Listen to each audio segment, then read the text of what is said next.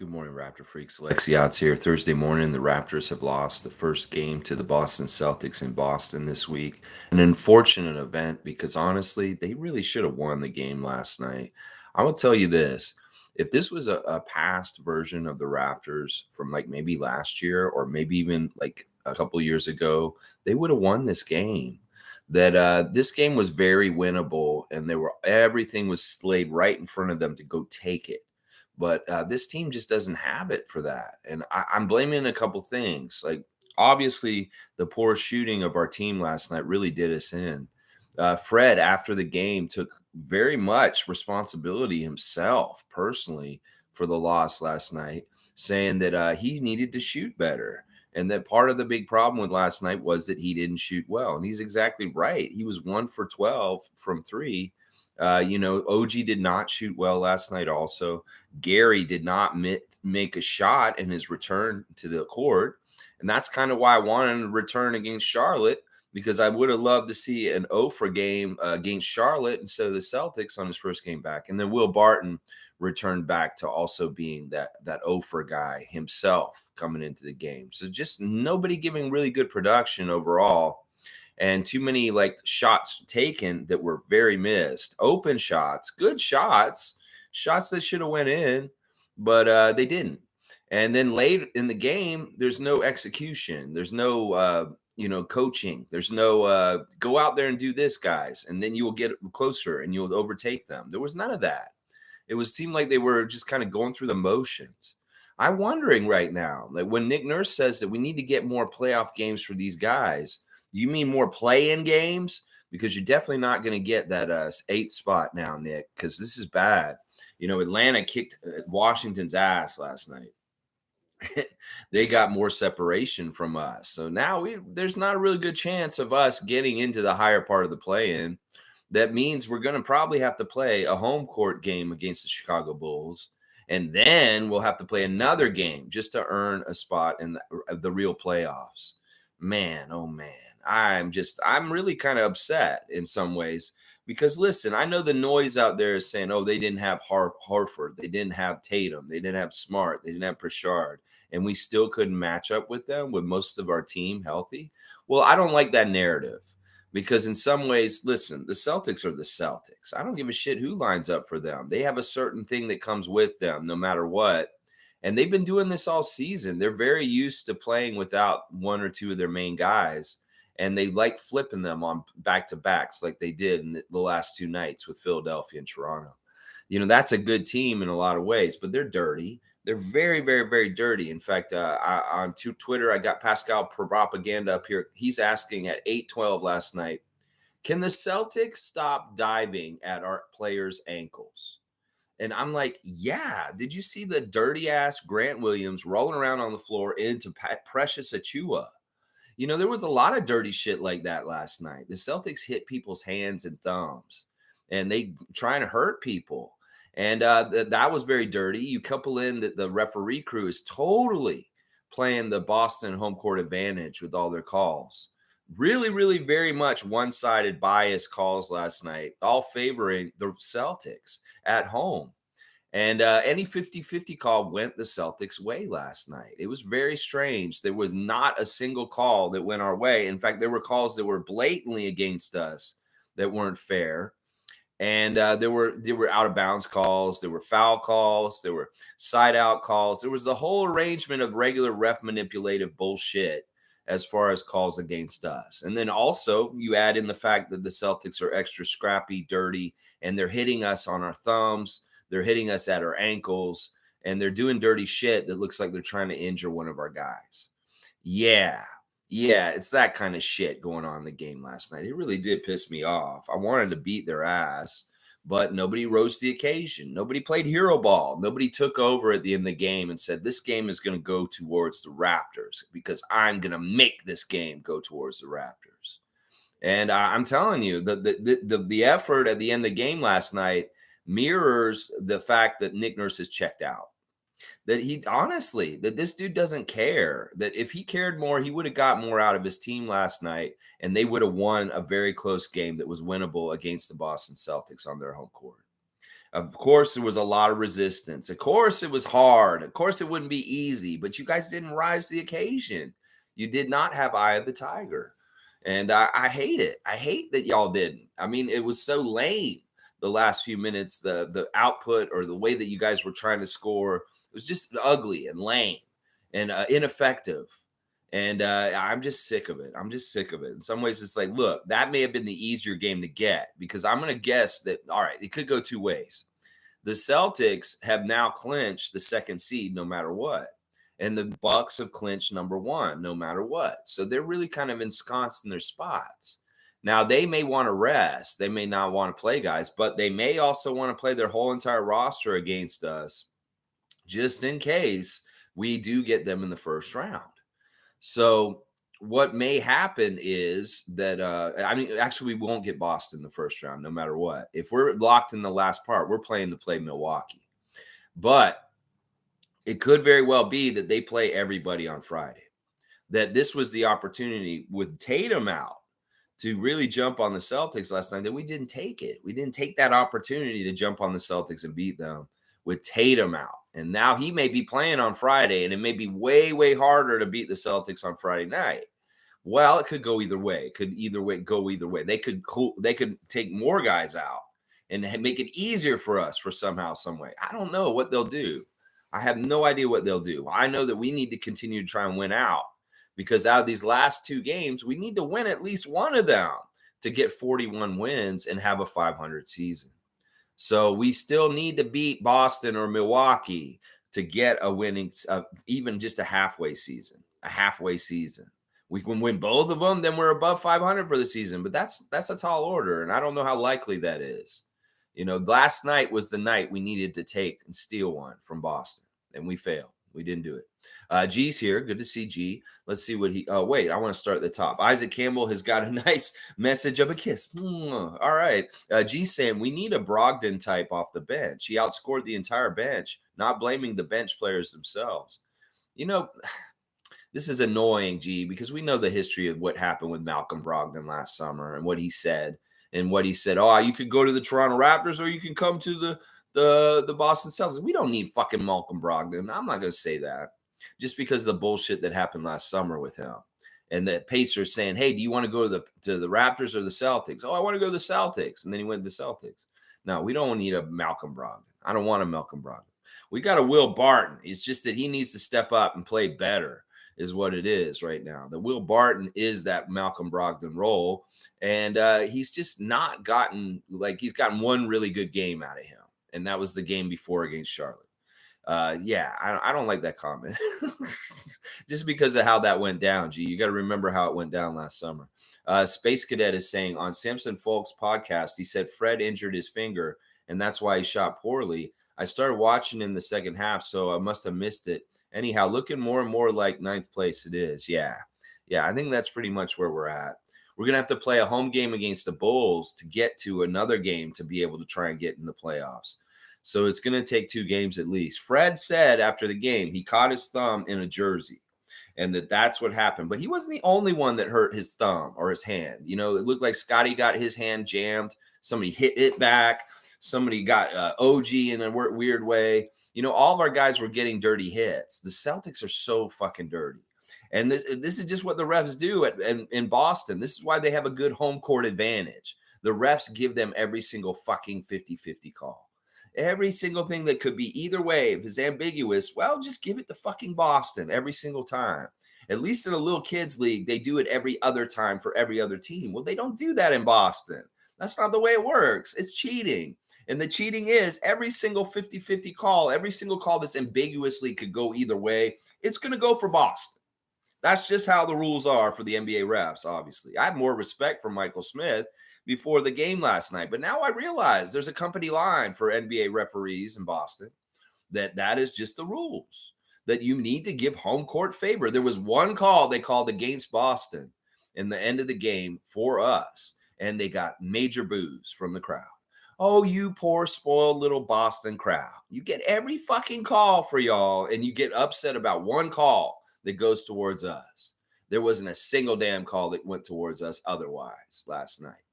Every single one. But also to their favor, listen, they also out effort us a lot of times. They were getting to the balls quicker. They were scrapping on the floor better. There was that one play where the ball was going back the other way, and Fred was scrambling to get it with Hauser, and then Brown came around all of a sudden and took it, and then got an easy layup.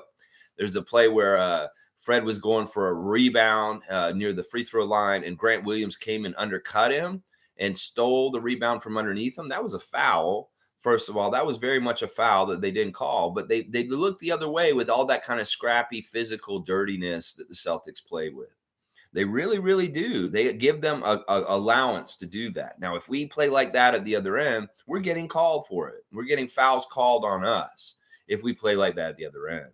And that's part of the problem with yesterday was the Celtics came out and played smash you in the face, kind of playoff physicality, kind of like get after it basketball, and we were lackadaisical. We didn't match that effort or physicality with them, and they beat us up a little bit last night. And I don't appreciate that, Raptors. That look, Nick Nurse said in the pregame press conference before that he feels like the team's been playing with a playoff intensity recently, and he's very happy with the intensity that the guys are playing with. Well, did you get a reality check on that last night, Raptors and Nick Nurse? That the Celtics are playing with a physical intensity, a cheating intensity that you may need to be ready for, because that is the level that the playoffs actually is at. And there were times last night where the Raptors didn't get after the loose balls and do things like get after rebounds as quickly as the Celtics. In some ways, they very much did outwork us.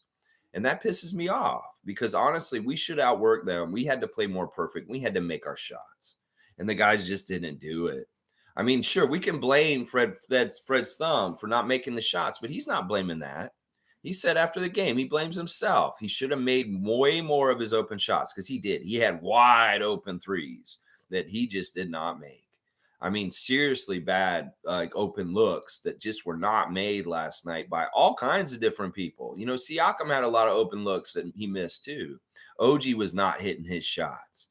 It was really, really poor execution offensively by the Raptors that did us in last night. As Nick said after the game, the defense was fantastic. The Raptors played a pretty damn good defense last night. That I can't fault them for that. But on the other end, they didn't get it done. And that's part of the problem. G saying, yes, two players ran into Fred and his hand twisted funny. This game, they could have used Doughton, to be honest. Yeah, that's more confusion and more mismanagement and more kind of fuckery with the Raptors. Nick before the game saying in the press conference, well, Bobby's coming to Boston tonight, and we're going to sit down today, and talk about Jeff before 5 o'clock today. And we're going to make a decision on Jeff today before 5 o'clock. And that's what Nick said before the game yesterday. Well, Jeff was in street clothes and didn't play last night. This is the thing. You guys can tell who's consistent, who's good, and who you can depend on this team. Jeff has been that this whole entire season. Gary hasn't even been that. Will Barton definitely has not been that. So in some ways, having Gary and Will Barton as your backup guards last night is not like dependable. Let's just put it that way. Well, who would have been dependable is Jeffrey Doughton Jr. And I don't know, man. I don't understand what's going on with our organization. I feel like they're not doing things exactly right now. Like I usually say, oh, I trust him with Cy and Bobby. But these are weird situations. Like if you're going to do this, you could have done it before the game yesterday and had him available. I don't understand why you're waiting. Like, why are you waiting on this? Are you just doing like theater to show that, oh, we're going to act like we're going to think about Jeff, but we're not, because we really don't have that plan to do this, because we never really did. And kind of, it doesn't fit with exactly what we want to do for the future. Well, why make it seem like that? Is this Nick doing some bullshit to make the management look bad by saying, oh, we're going to talk about it? And he knows that the fans will be like, we want Jeff on the playoff roster. And when Bobby says no, then they'll be like, oh, it's Bobby's fault. And then like, it'll make management look bad. I don't know, Nick. I don't like speculating this stuff because in some ways I don't trust you anymore. I don't trust you anymore. I don't trust that you care about the team winning. I don't trust that you're giving good information. I don't trust what your motives are right now. Your motives are all fucked up since last Friday night. And I just can't trust Nick Nurse at this point. I can't trust him to be leading this team in an effective way at the best of his ability for us to win. In some ways, I feel like he may be point shaving himself. And he may have been doing that this whole entire fucking season for some reason on a petty level, for some reason on our team. That, in some ways, maybe it wasn't the referees totally and the schedule maker and all the other things that happen on the team. Maybe on the down low, our coach has been handicapping us and messing us up to a degree with his coaching in the last 5 minutes of the game. That it seems like a lot of times our Raptors are listless and like don't know what the fuck they're doing out on the court at the end of games. They don't seem like they have a game plan. They don't seem like they have something to go and execute to try and take it home and steal the win. That's I've gotten that feeling so many times this season.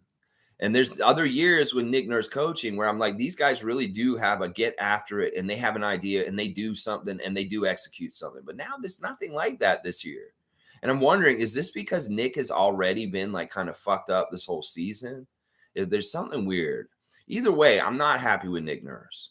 I really do believe that last night, a huge part of the reason why we lost was his fault. And I just feel like there's something about him right now that's very casual and is not good for our team right now in the position it's in. Well, Nick, you want to get weeks off. It seems like you're working towards it, that you don't want the easier chance to get further in the playoffs because you're not winning now. And that's part of the problem is like you're going to be going on vacation soon and get your weeks off to think about your future. And I'm going to be like, you know what? He wanted that. He steered the car towards that. That's what I'm going to think.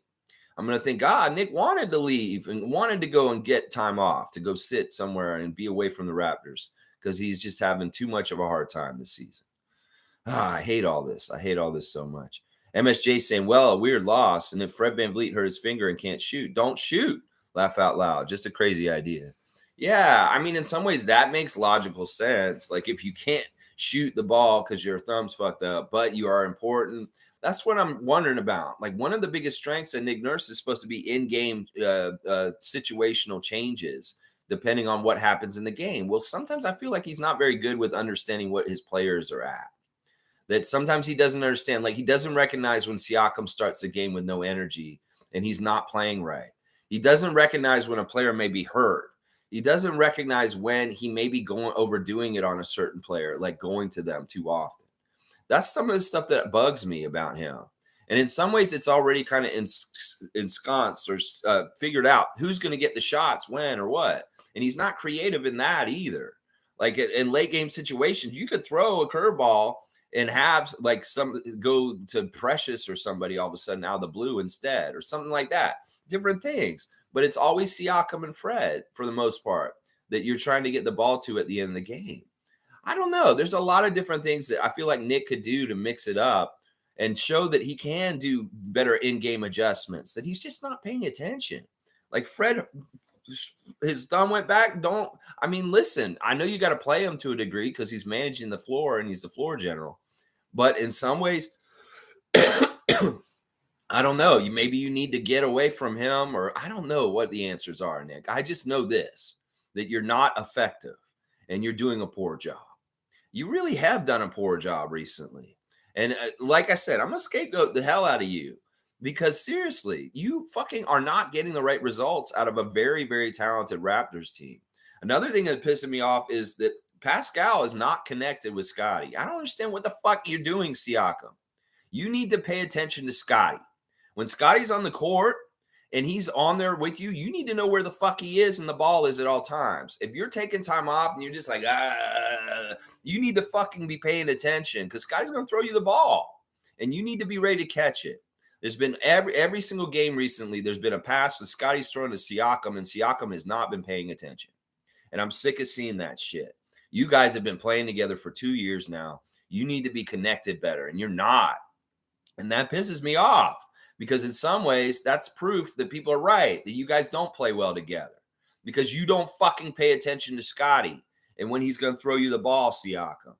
Keep your head up and keep aware of where the ball is. This is basketball 101. This is fundamentals. You can't be fucking out there kind of like taking a daydream moment where you're just kind of like, no, you need to be dialed in all the time, Siakam, and ready for that ball at any moment. Because I'm sick of seeing you miss opportunities to get an easy score because you're not paying attention. And I just don't like that anymore. I hate seeing the passes are coming to him in a very good way, and he is not there or dialed in and not connected with the other players on the team. It's not even Scotty. It's like Siakam is an island to himself, and sometimes where he just doesn't like, he's not aware enough or connected enough with the other guys. He's played way too much isolation ball, if you ask me.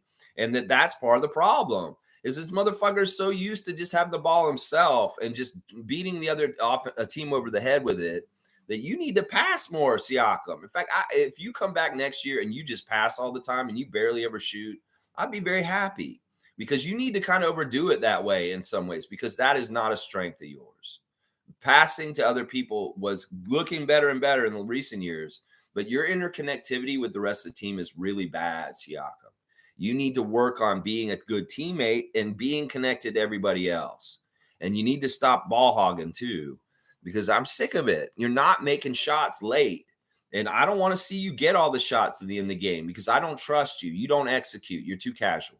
You're too casual. You need to have that killer instinct and say, I'm going to fucking make these shots if you're going to get the ball late, Siakam, because I'm sick of this. You're too casual, bro. You need to dial in. You need to connect with Scotty better, and you need to take this more seriously, Siakam. You take your workout seriously. You take getting up in the morning seriously. You take, I want to be a top 5 player in the league so seriously. Well, fucking take the game more seriously in general, because in some ways you don't have a killer instinct that a lot of players in the NBA do.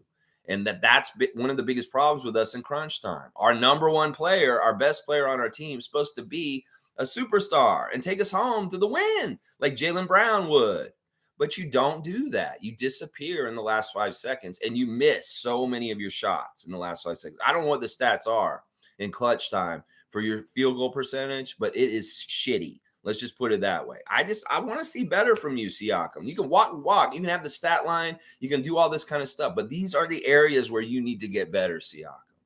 These are the areas. The connectivity with Scotty needs to be way, way better. You seriously, I'm going to start saying y'all can't coexist on the team if I can't see you getting along or playing with Scotty in the right way as far as passing between you and him. Because that is absolutely mandatory going forward on this team. If somebody's going to play on this team, they better be able to have a good passing synergy with Scotty Barnes, because Scotty Barnes is the future in a lot of ways, the one that I care about. And Siakam, if you can't get on the same page with Scotty and understand the basketball chemistry and the vibes between you and him, where you're dialed in and catching it like James Worthy would from a Magic Johnson pass, then I don't see you guys as a fit. And it's starting to piss me off, because I really do think you guys can get it together. It's just that there's something wrong with you in some ways about how you're looking at the game and how you connect with the other players on the team. There's something wrong with you in some ways. Is there some sort of different, weird little invisible shield between you and the other guys, Siakam? Because I don't get this, bro. You need to look for the pass and get it. And then also you need to be able to pass a lot yourself. And just, I want to just show that you're connected, please, because in a lot of ways I don't feel like you are. And then also add on the fact that you're slacking on defensive side too, also at times lately, that you just take trips off on the way on the other end of the court at times too. So yeah, there's a couple of things I got gripes with. I know I'm really dumping on Siakam right now, but that, Fred, he's gonna miss shots. I can get on Fred, but he took ownership. But then this is pissing me off. This thing right here. All right, let me keep going. Let's see. La la la la la la la. G saying they were diving into knees and ankles, not all at all saying it's why we lost. But Gary falls on a player by accident and gets the foul. Celtics took our Precious and Barnes, no call. I know. It was very biased. The referees were absolutely, once again, it was 8-on-5. This is 2 games in a row where the referees are horribly against us. Well, against a shittier team like the Charlotte, we can overtake it. But against a pretty decent team, in some ways, I'm not impressed with the Celtics last night. Really not. They didn't play that well. They were actually hot garbage in a lot of ways. And they were ripe for the taking. That wasn't a well-played game by the Celtics. They missed a lot of shots. They gave us tons of opportunities. That's what I'm saying. We squandered an opportunity because we caught the Celtics not as fully armed with all their players, and also not on the sharpest night. They were missing a lot of shots. And Nick said it, the 2 teams looked like they were on the second night of a back-to-back for a while last night, missing lots of shots left and right. So, you know what? Honestly, the Celtics were getting their ass beat by us at times in the game. In fact, in the first half, it was silent in the Boston arena. The fans were so quiet and a little bit kind of like, what's going on here? I don't like what's going on here with the Raptors.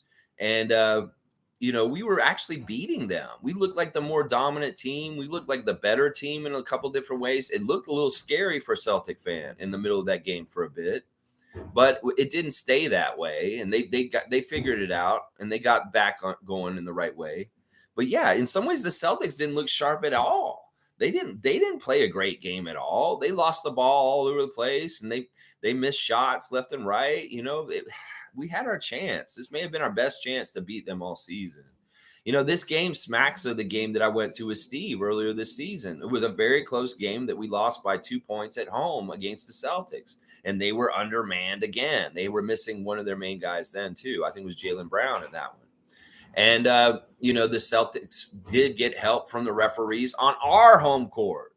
So it's not that they get help just at home; they get help at other people's arenas too. And a lot of the record is propped up because the NBA very much does has an agenda to help the Celtics be as good as they can this year. They really do. They help them with the schedule. They help them with the referees. They help them with all kinds of little shit here and there that they do to help the Celtics because they want the Celtics to be good. They want the Celtics. It's good for their marketing. It's good for the bottom line. It's good for interest and all these other different reasons. So they really do cheat and help the Celtics win. They do. The referees did that last night for sure, for sure. But we lost because we didn't execute. But we had the chance to, and we did it. And that makes me so mad. We had the chance to take this game, but we didn't. That's why I'm mad at Fred and Siakam and Nurse, because those three guys, they're the most important guys as far as things late in the game. They did not win this game for us. They did not go and get it and take it for us. All right, let me do the 3 stars of the game real quick. My number one star of the game is Siakam, even though I'm very critical of him. It's just, look, he was 10 and 17. That's great shooting in a lot of ways. But late, he did not hit the shots. That's the problem. He shot well earlier. 11 rebounds, 4 assists, 2 steals, 28 points. He was scoring. He was doing most of the heavy lifting for us. And I love that about it. I think that's so great. But once again, the things I said already about Siakam are the things that really bug me. And that's taking it home late in the game. This is not the first time I've been critical of him for this season. And I don't know if I'm blaming Nick for it, I'm blaming Fred for it, and I'm blaming Siakam for it.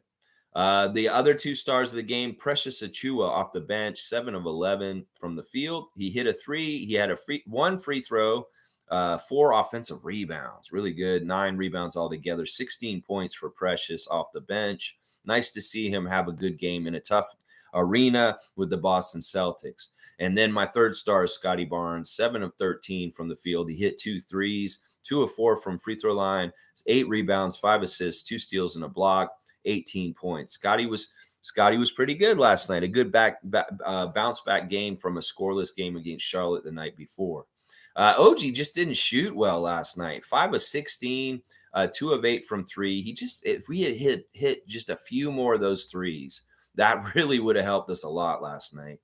4 rebounds, 2 assists, 4 steals, 3 blocks, 12 points for OG. And then Fred, like I said, 2 of 14. That's awful, Fred.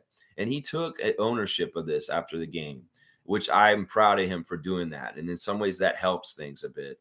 But 1 of 12 from 3, like somebody just said, why take the shots more if you know that your thumb's messed up?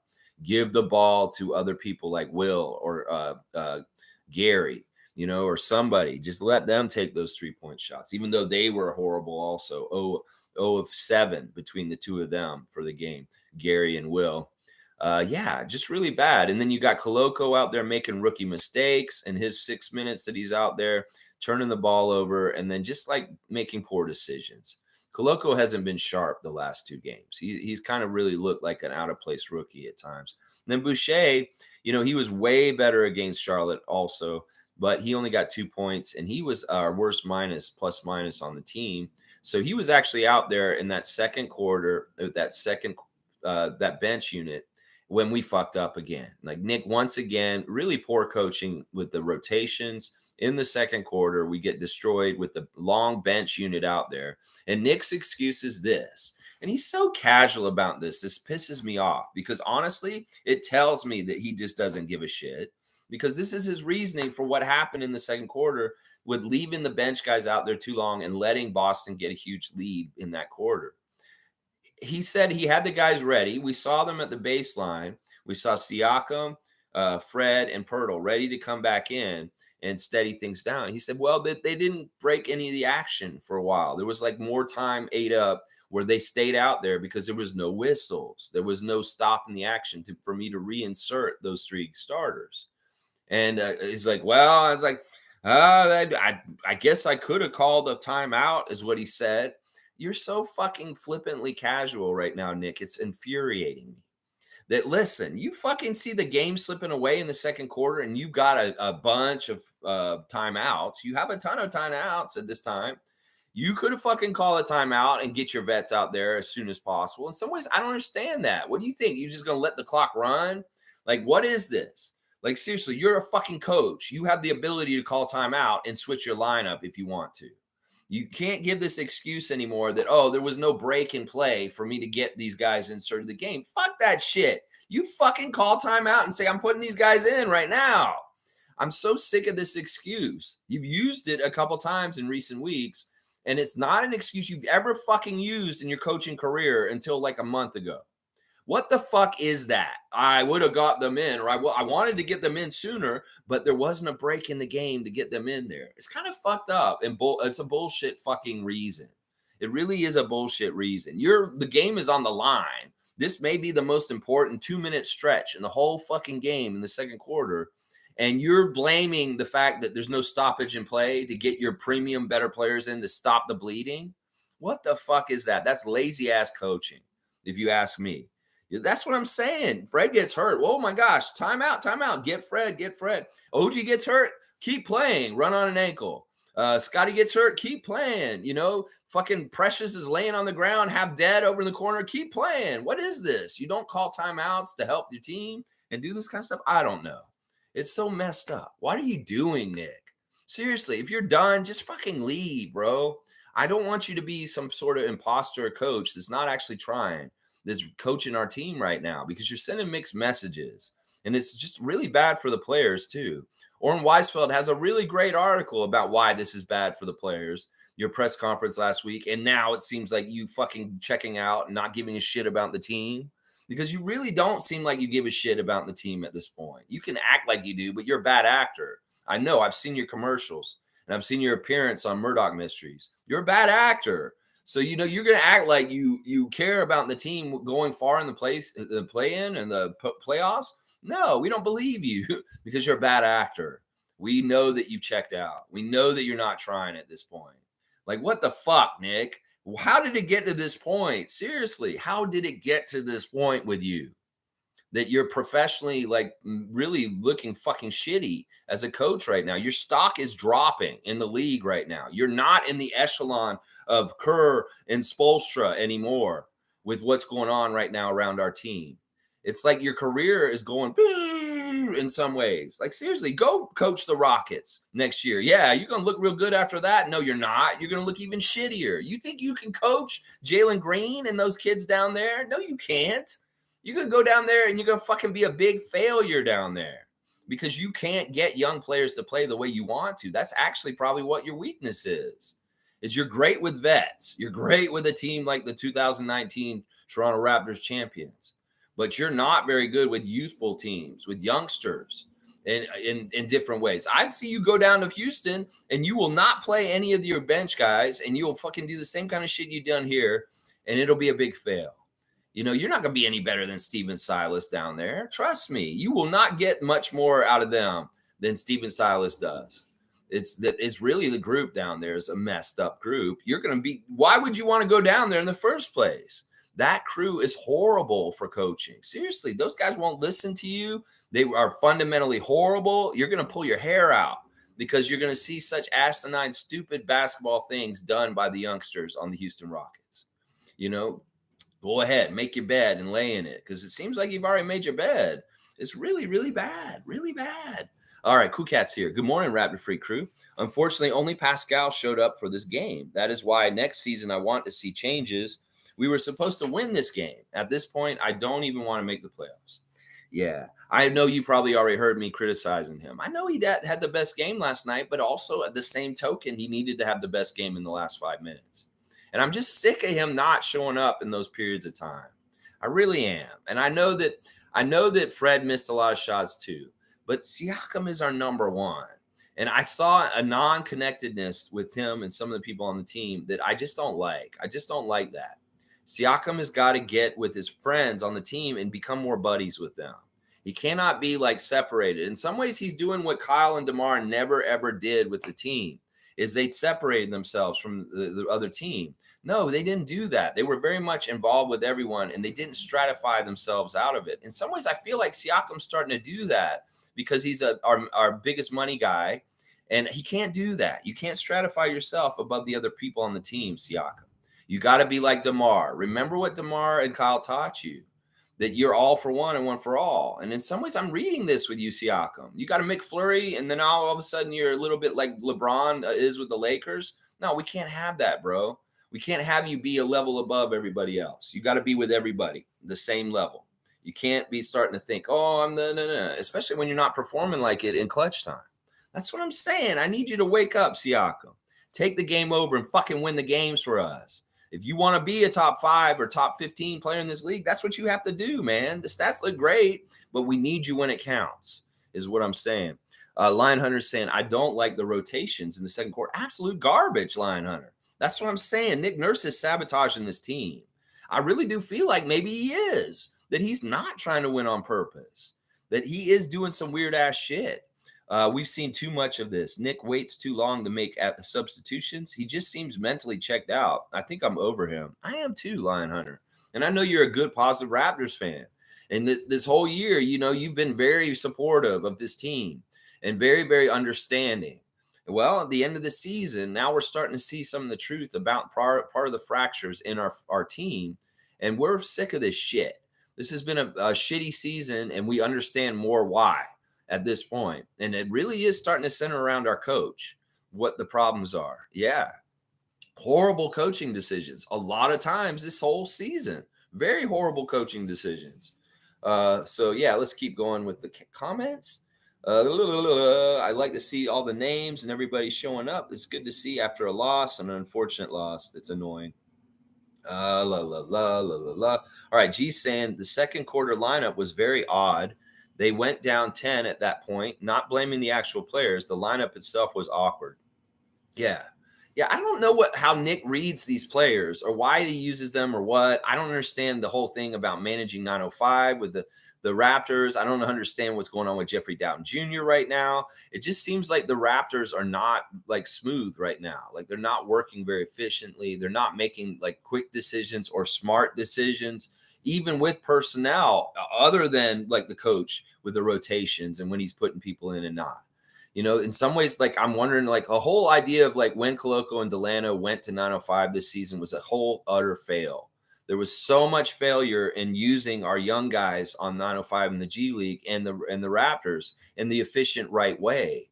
Like I don't know who the fuck's job is this. Like seriously, Bobby Webster, if it's like Dan Tolzman or whoever the fuck is working with you underneath, y'all need to fucking get your heads out of your ass and start general managing this team a little better in some of the decisions. Now, if I hear something about Jeffrey Dowtin Jr. this afternoon, I'll know that you're doing something. But if I don't, I'm going to say this right now. I'm going to Windhurst this shit real quick. If we hear something about Jeffrey Dowtin Jr. getting converted today, well, then that's awesome. Everybody will be happy.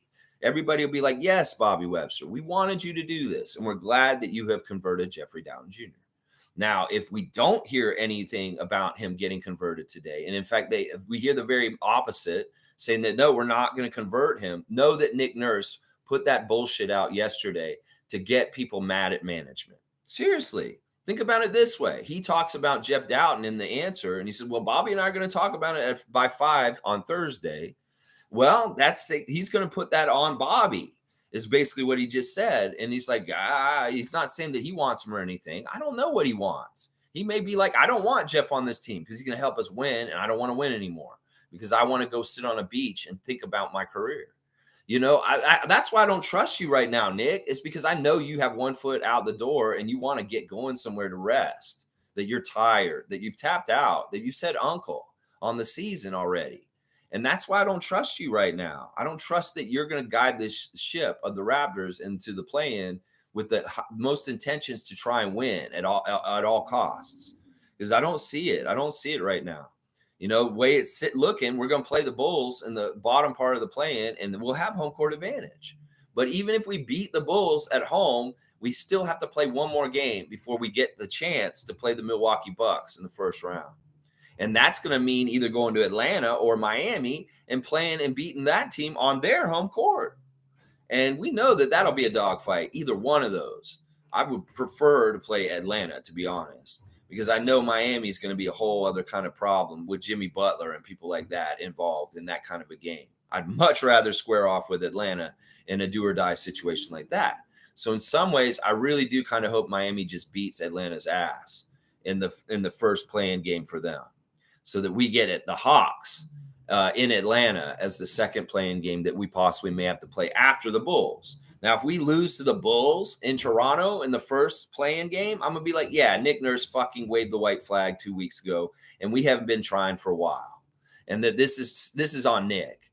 There's no reason for us to lose in Toronto against the Chicago Bulls in the play-in game, other than DeMar DeRozan. He could be a very big reason, but otherwise, there's no reason we should lose to them. They have been very pathetic in their own way in different things, with inconsistency and losing and misery and sadness and just ineffectiveness. So seriously, I'm going to be really paying attention. And when we fail at some point, because we are going to fail at some point, I'm going to blame it on Nick. And I'm going to say, yeah, this is Nick's fault because he just checked out on us and gave up at a certain point. Why should the players care? Why should they give full effort when their coach is obviously checked out mentally? And, oh my gosh, it's so annoying right now. It is what it is. In some ways, I want to just go through the motions, get whatever's going to happen, get done in the next 10 days, and then just fucking, have the summer. Because I really don't think, in some ways, I thought we would make through the play-in yesterday. But right now, after the way we lost to Boston last night, I don't think we will. I think we'll be one of the teams eliminated in the play-in and not get to an actual playoff series. And I don't like saying that as a positive Raptor fan. It's just that it's the way it's looking to me right now as far as things. It's just if we have to win 2 games, do or die, I'll say we'll win one of them, the one at home. But that second one, we may not win against Atlanta or Miami. We may not win that one. That's the tough one. All right, let's see. Isaac Sand at G agreed. Boston has 3 quick 6'4" guards on a back-to-back. Got to throw out the kitchen sink and see what sticks. I guess Doughton ain't playing. That's still not determined. That really isn't determined yet. We don't know. It's going to find out today. Everybody's saying the deadline's at 5 today, but that's not true. Blake Murphy said that they could decide this as late as Sunday afternoon. They don't have to figure Jeff Doughton out today. They could wait till Sunday. So we don't hear anything about Jeff Doughton today. Don't over panic. It could be that we still have time and they haven't decided, but it doesn't make any sense. They should have just done it right away if they're going to do it. They should have done it after the Charlotte game. They should have done it yesterday, before the game yesterday. That's why I think the management is kind of weird and screwy and dropping the ball right now. Because if they're going to do something with Doughton, they should have done it already and had him available for last night. But they didn't. So, what is this? Is this some sort of weird way of Nick Nurse trying to put some blame on Bobby Webster in some sort of weird way? I don't know. I don't trust Nick. That's part of it.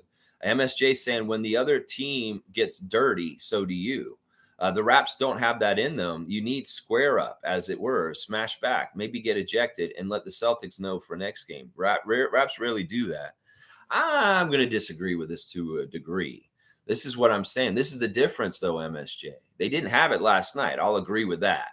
Usually when we do play the Boston Celtics in a situation or another team like this, we do strike back. We do meet that force and effort and with it next back to them. In fact, some of the scrappiness and dirtiness of our team has gone away in the second half of the season, probably because Nick Nurse is half-assed and that the players are like, we can't play fully all out like dirty for Nick because Nick doesn't give a shit in some ways. I think that that's part of it. is that we normally would have scrapped like just as crazy with them, but in some ways our spirits aren't as like pushed as the coach would normally. That we're not bought in as much as we could be. We are bought in. We're still listening to him, but we're not as 100% bought in as in the past.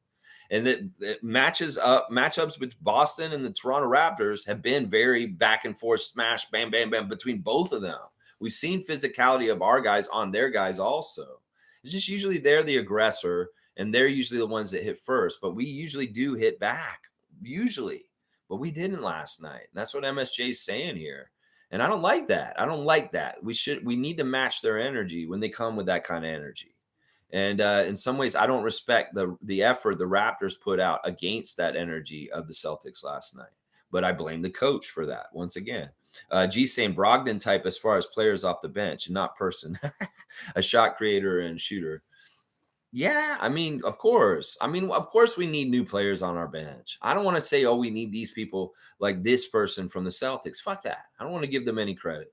They have a weird roster build. In some ways, they're small. In some ways, they have weaknesses. They really do have weaknesses. And in some ways, we have a great team to exploit those weaknesses. It's just that we did not capitalize and do that. We just didn't.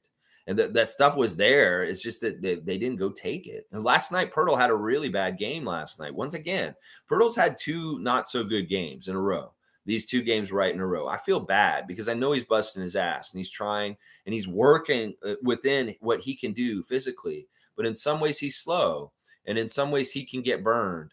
And in some ways, people have experience doing that. You know what happened last night? This is very interesting. And I caught this right before the jump ball last night. Derek White came to Jakob Poeltl and talked trash to him. Those guys were teammates on the Spurs a couple of years ago.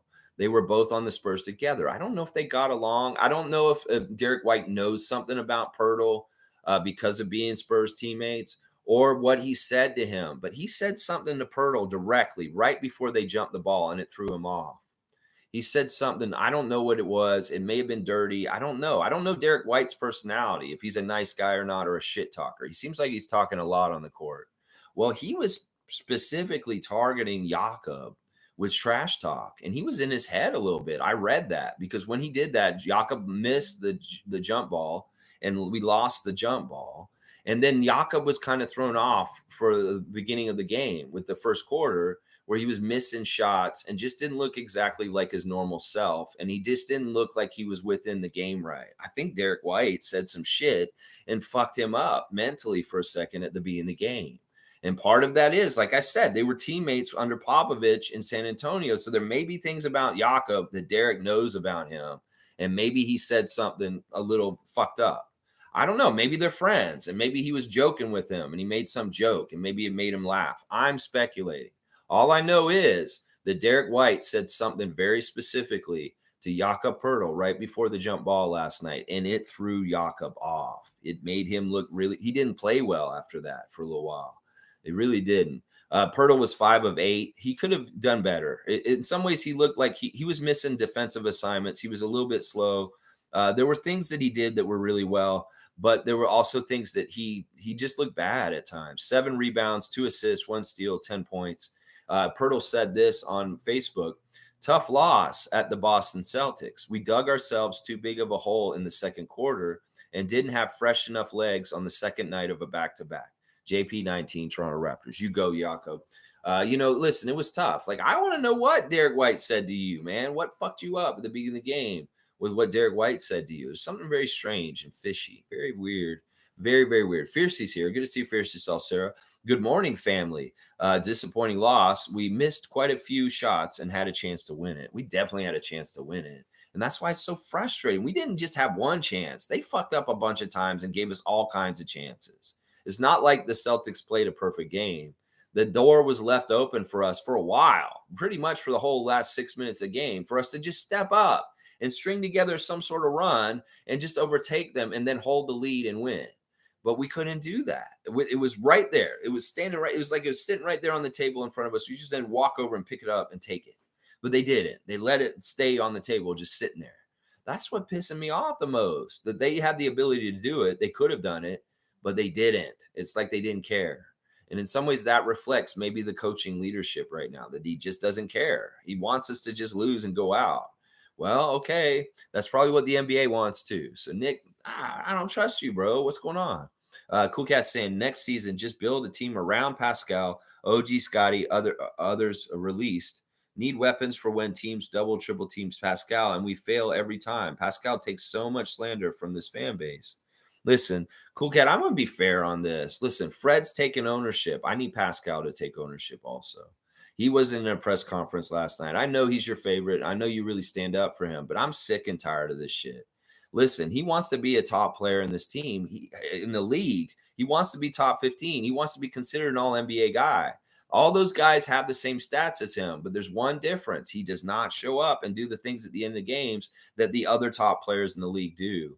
And that's what's pissing me off right now. I think that's a fair criticism. I think that that's a fair criticism in this instance, especially last night, because he was the one carrying water and the one that was doing so much for us. But at the time when it really, really mattered, he didn't show up. And that's what I'm saying. I could blame any of them, but he's the leader. He's the one who scored the most last night. And at the time when we need him the most, we need him to show up. I could say, OG, we need you to show up. I'd say, Fred, we need you to show up. But Pascal's the number one. In some ways, I'm starting to see him as the piece of the pick puzzle that doesn't fit. Instead of building around him, I may be like, you know what? We may need to trade him to get a premium player that can fit better with Scotty. I'm serious. I fought against that kind of rhetoric all season, but this is getting to the end of the year. And at this point, in some ways, I see Siakam as not a team player.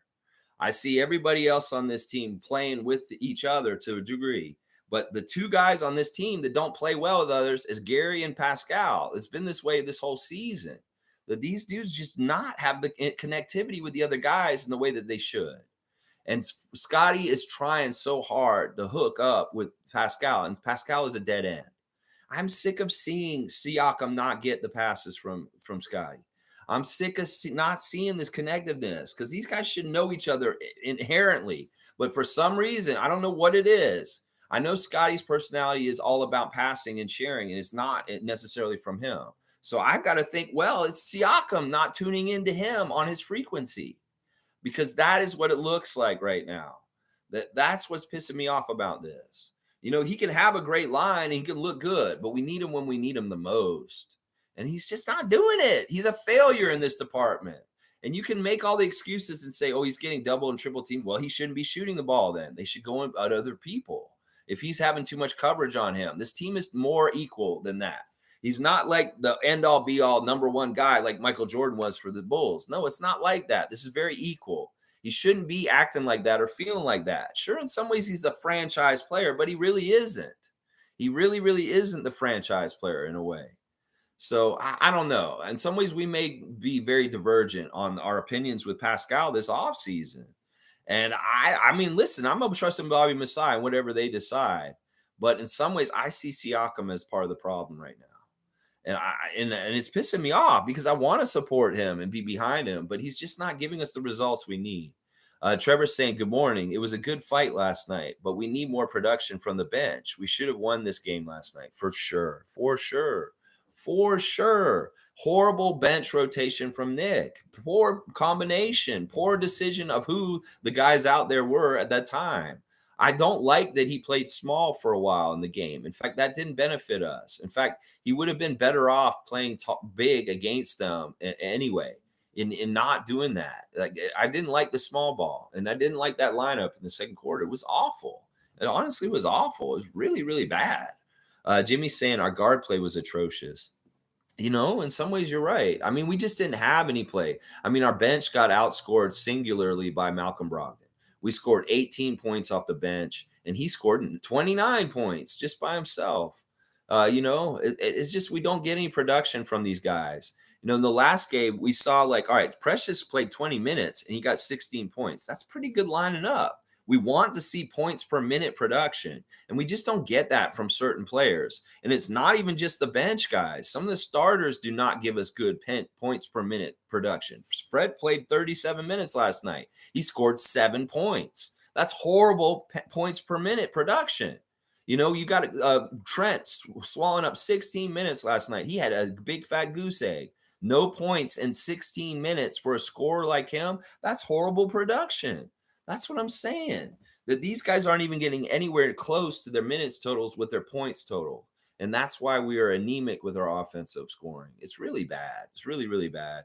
Let's see. MSJ saying, I agree. Have to match the energy, even with getting called fouls, make them think twice before getting physical. Yeah, even if you get in trouble, even if you get all of them called on you, and Boston is not getting them called on them, and it's unfair like that, you still need to meet them with that contact and that kind of stuff just to show them that you're not a pushover, you're not soft. And in some ways, they didn't do that exactly right last night. That Grant Williams is kind of the embodiment of this for the Celtics, and he really does come out. And he's such a dirty player. He's him and Marcus Smart are two of the dirtiest players in his league, and he does such dirty shit, like undercutting people or rolling on the ground into people's ankles, all kinds of crazy stuff like that. So yeah, I mean, I mean, that's just something where the coach says, "You look, they're going to punch you in the face. You got to punch them in the face back." Well, if he doesn't care, he's not going to tell him that. Mike's saying, "Salute the real ones, Project Truth always." Tough loss. We had our chance when the Celtics went scoreless for like 4+ minutes. OG offense got 7 to 8 points in that time. O got that time. Man, don't be lazy, Mike. Write the whole damn word out because it makes me read the wrong thing. Logical Raptors fanatic. Check out his channel. Logical Raptors fanatic. Shir Khan's here. Good morning, Raptor Freak family. Refs gave the whistle to them. Nothing we can do about that. So many calls that just was ticky-tack fouls. Looks like we're going to have to battle Chicago and the loser of Miami and Atlanta to get the 8th spot and face Milwaukee.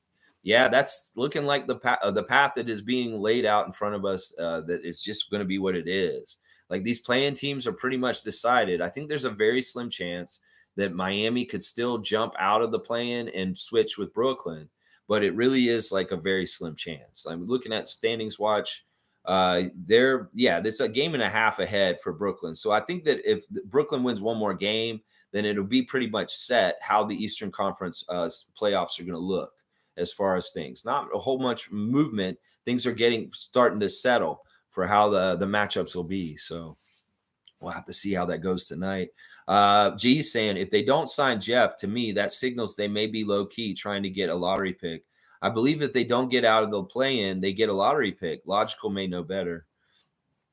Who knows? Who could be? I mean, all these fans are like pissed off because they're like, "Oh, we made the Jakob trade for no reason, and now we're not going to be in a top 5 pick because of that. And we played too well. We were too mid in the middle to be so bad to get a really good pick. Whatever. I hate all that shit. We know we don't care about that. We just want to continue to win, keep winning, and we'll be fine. Everybody can think that we're mid, but I really do think once we get rid of this problem on our team with not having connectedness with our players, we're going to be way better next year. So we just got to figure out the people that are not connecting with other people on the court in the right way for synergy and for teamwork and cohesion. We got to figure that out this summer, one way or another. Let's see. Smooth saying there is a serious disconnect between the coach and the front office. The coach has to go. He really does. Yeah, I mean, Masai, seriously, I know this is not normal, but maybe you need to fire him today. Seriously.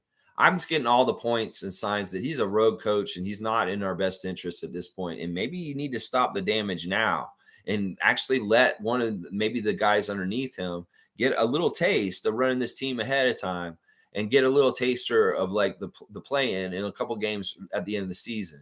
I would not be upset if we fired Nick Nurse today. And then we said, hey, Earl Watson, you're running the team for a little bit for the end of the season. I would not be upset about that right now. I never would have thought I would say that before the end of the season, but I'm going to say it right now, seriously, because I don't trust the dude and I don't think he's doing a good job. And I think that it may be very interesting to see somebody else just step into the same spot and just be the different person running things and see if we get way different results because our team is way too talented to be doing what they're doing right now. We are way, way too talented to have had the season that we've had. And I really do feel like our coach has held us back. That in some ways his schemes and the way he plays and his regimented way of he looks at things, it really is stubborn in the way that like Casey was stubborn at the end and he had flaws and they were glaring at that point. And we need to say, Casey, you got to go. Even though you're coach of the year, you got to go.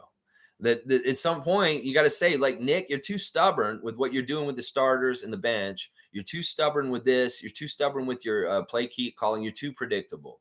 The other league has found you out. You're too easy to coach against in some ways because you're too predictable. I never thought I would say that about Nick because he has been so unpredictable and so innovative and so adjusting and so such a chess player on the court. Well, now you don't play at all. You're not even playing, bro. It's like I can tell you're not even playing chess out there. You're just going through the motions. You're just like, let's finish this out and let's get done so I can go talk to Clutch and get the fuck out of here. I really do feel like that's where he's at right now. Cool Cat saying if Fred's thumb was injured, then Nick Nurse had no reason calling that play for the last shot. Jeff should have been signed. Yes, I'll get behind Cool Cat on these things here. Yeah. Listen, I in some ways don't even play fucking Fred if his thumb is fucked up at the end of the game. I know you need that experience or maybe that expertise in that moment, but it's too much of a red herring. I mean, they're smart. I mean, Missoula may be like, yeah, Fred's thumb's fucked up. Let him shoot all day. Play off of Fred at the end of the game. That's the kind of coaching I want from my side.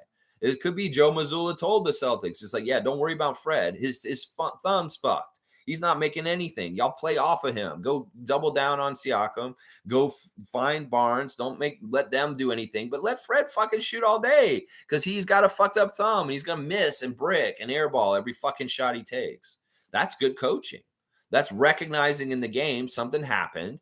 Something changed, an adjustment was made, and then boom, okay, we'll let Fred have wide open shots because they did. They let Fred have wide open shots because they dared him to shoot him, and he wasn't making them because he was hurt. Because they noticed that. Nick, can you notice things about the other team and make adjustments in the game as far as who you put in the game at that time? I saw great coaching by Joe Missoula as far as like switching rebounders in for 3-point shooters at the end of the game, for substitutions, for advantages. I never see you do that kind of shit. Like, I never see you sub in 3-point shooters for a 3-point thing that we need. We need a 3-point shot. Put in a 3-point lineup. Oh, and then we'll bring in Koloko for rebound on the defensive thing. I never do see you do that kind of shit. Like normal coaching, like substitutions for like needs and things that you need in that moment. Like, I don't see you do that. In fact, sometimes I feel like you're one of the laziest coaches in this league, that you're not calling shit or anything. Oh my gosh. I'm really going to dump on Nick before this is all over. Trust me. I'm going to dump on him a lot. G saying Fred shot horribly, but they went down in that second quarter when Fred and Pascal were off at the same time during that weird lineup and couldn't recover. Then they had Jakob off too long in the fourth. Well, Jakob was hurting us in the down low. It's crazy. Like we didn't get any free throws in the first half. We got 4 free throws and we missed two of them because Jakob shot 2 of them and missed both of them. So in some ways, he was a detriment to us last night. In fact, we weren't getting the benefits of Jakob enough to outweigh the detriments of Jakob. And in some ways, that's why his time was limited late in the game. That's what I'm saying. They took him out of the game and made him not a factor early. And I blame Derek White for that.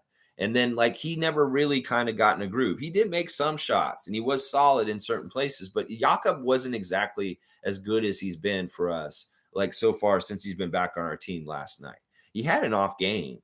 And in fact, like I said, he's had an off 2 games in a row. He didn't have a very good game with Charlotte either. So it's been 2 kind of games with him recently.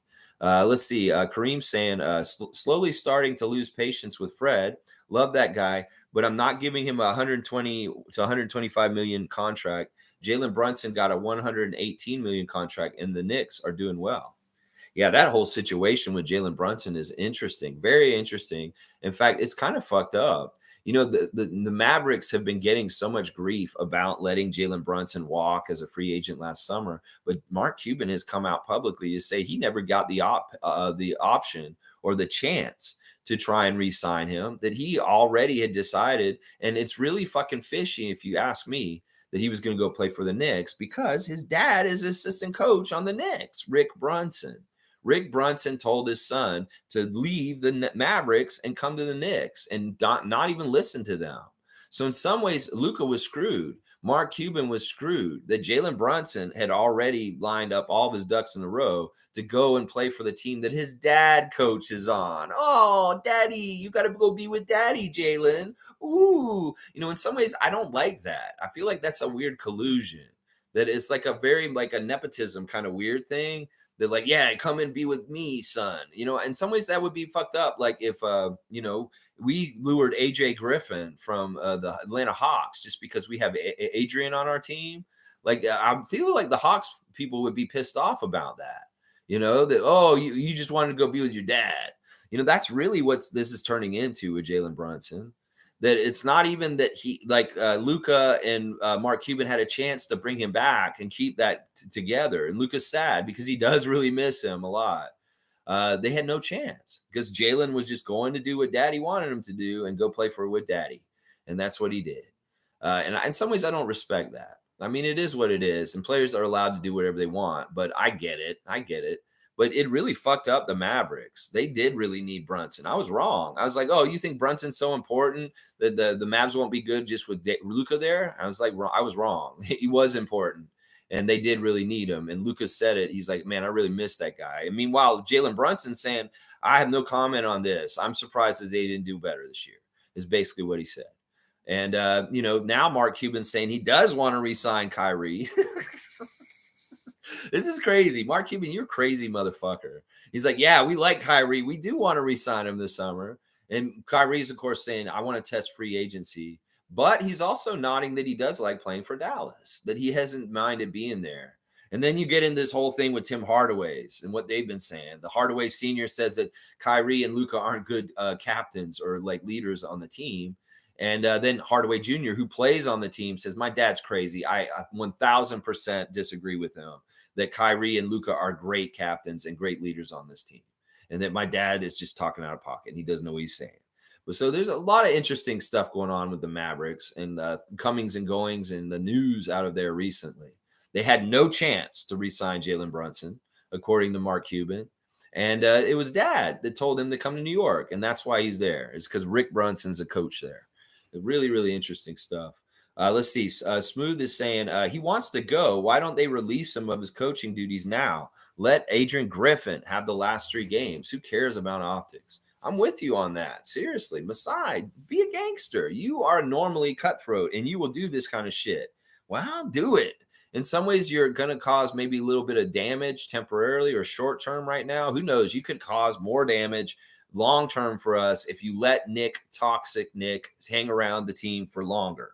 Seriously, I would make that decision today. Bobby, when you go and sit down with him at 5:00 today, maybe you say, "Yeah, we're converting Jeff, and we're waiving you, Nick. We're waiving you. We're not waiving Thad. We're not waiving Will Barton, Joe Weezy, Delano Banton. We're waiving you. We found a little clause in the salary cap that says you can waive your coach in this situation and opens up a spot for a two-way to be converted. So we're waiving you, Nick. Yes, maybe they could do that. I don't know. They may need to look into the whole situation. Probably not. That sounds like crazy, but that'd be funny. Jimmy's saying Nick's going to walk and we're still going to suck and y'all are going to be perplexed, laughing my ass off. It's the players putting up bricks that's losing us important games. I don't know, Jimmy. I love you, man. I agree with you so much, but I don't think this is exactly right. I think that in some ways Nick has stymied the guys, that they're not playing as good as they could. And it would be very interesting to see another coach teaching them and telling them what to do and directing them on the court and see what they can get out of them. Seriously, I see my own self. There's a lot of possibilities and potentials that he just doesn't go and like dig into. Like it's almost like we'll see something really amazing in one game. And I was like, that's very powerful. Like we need to do that more with Scotty, or we need to do that more with Pascal. But then we don't see it anymore. And then it's like, oh, well, then Michael say something like, well, he's squirreling it away for like later. He has it all and he has it understood, but he doesn't play it more of it.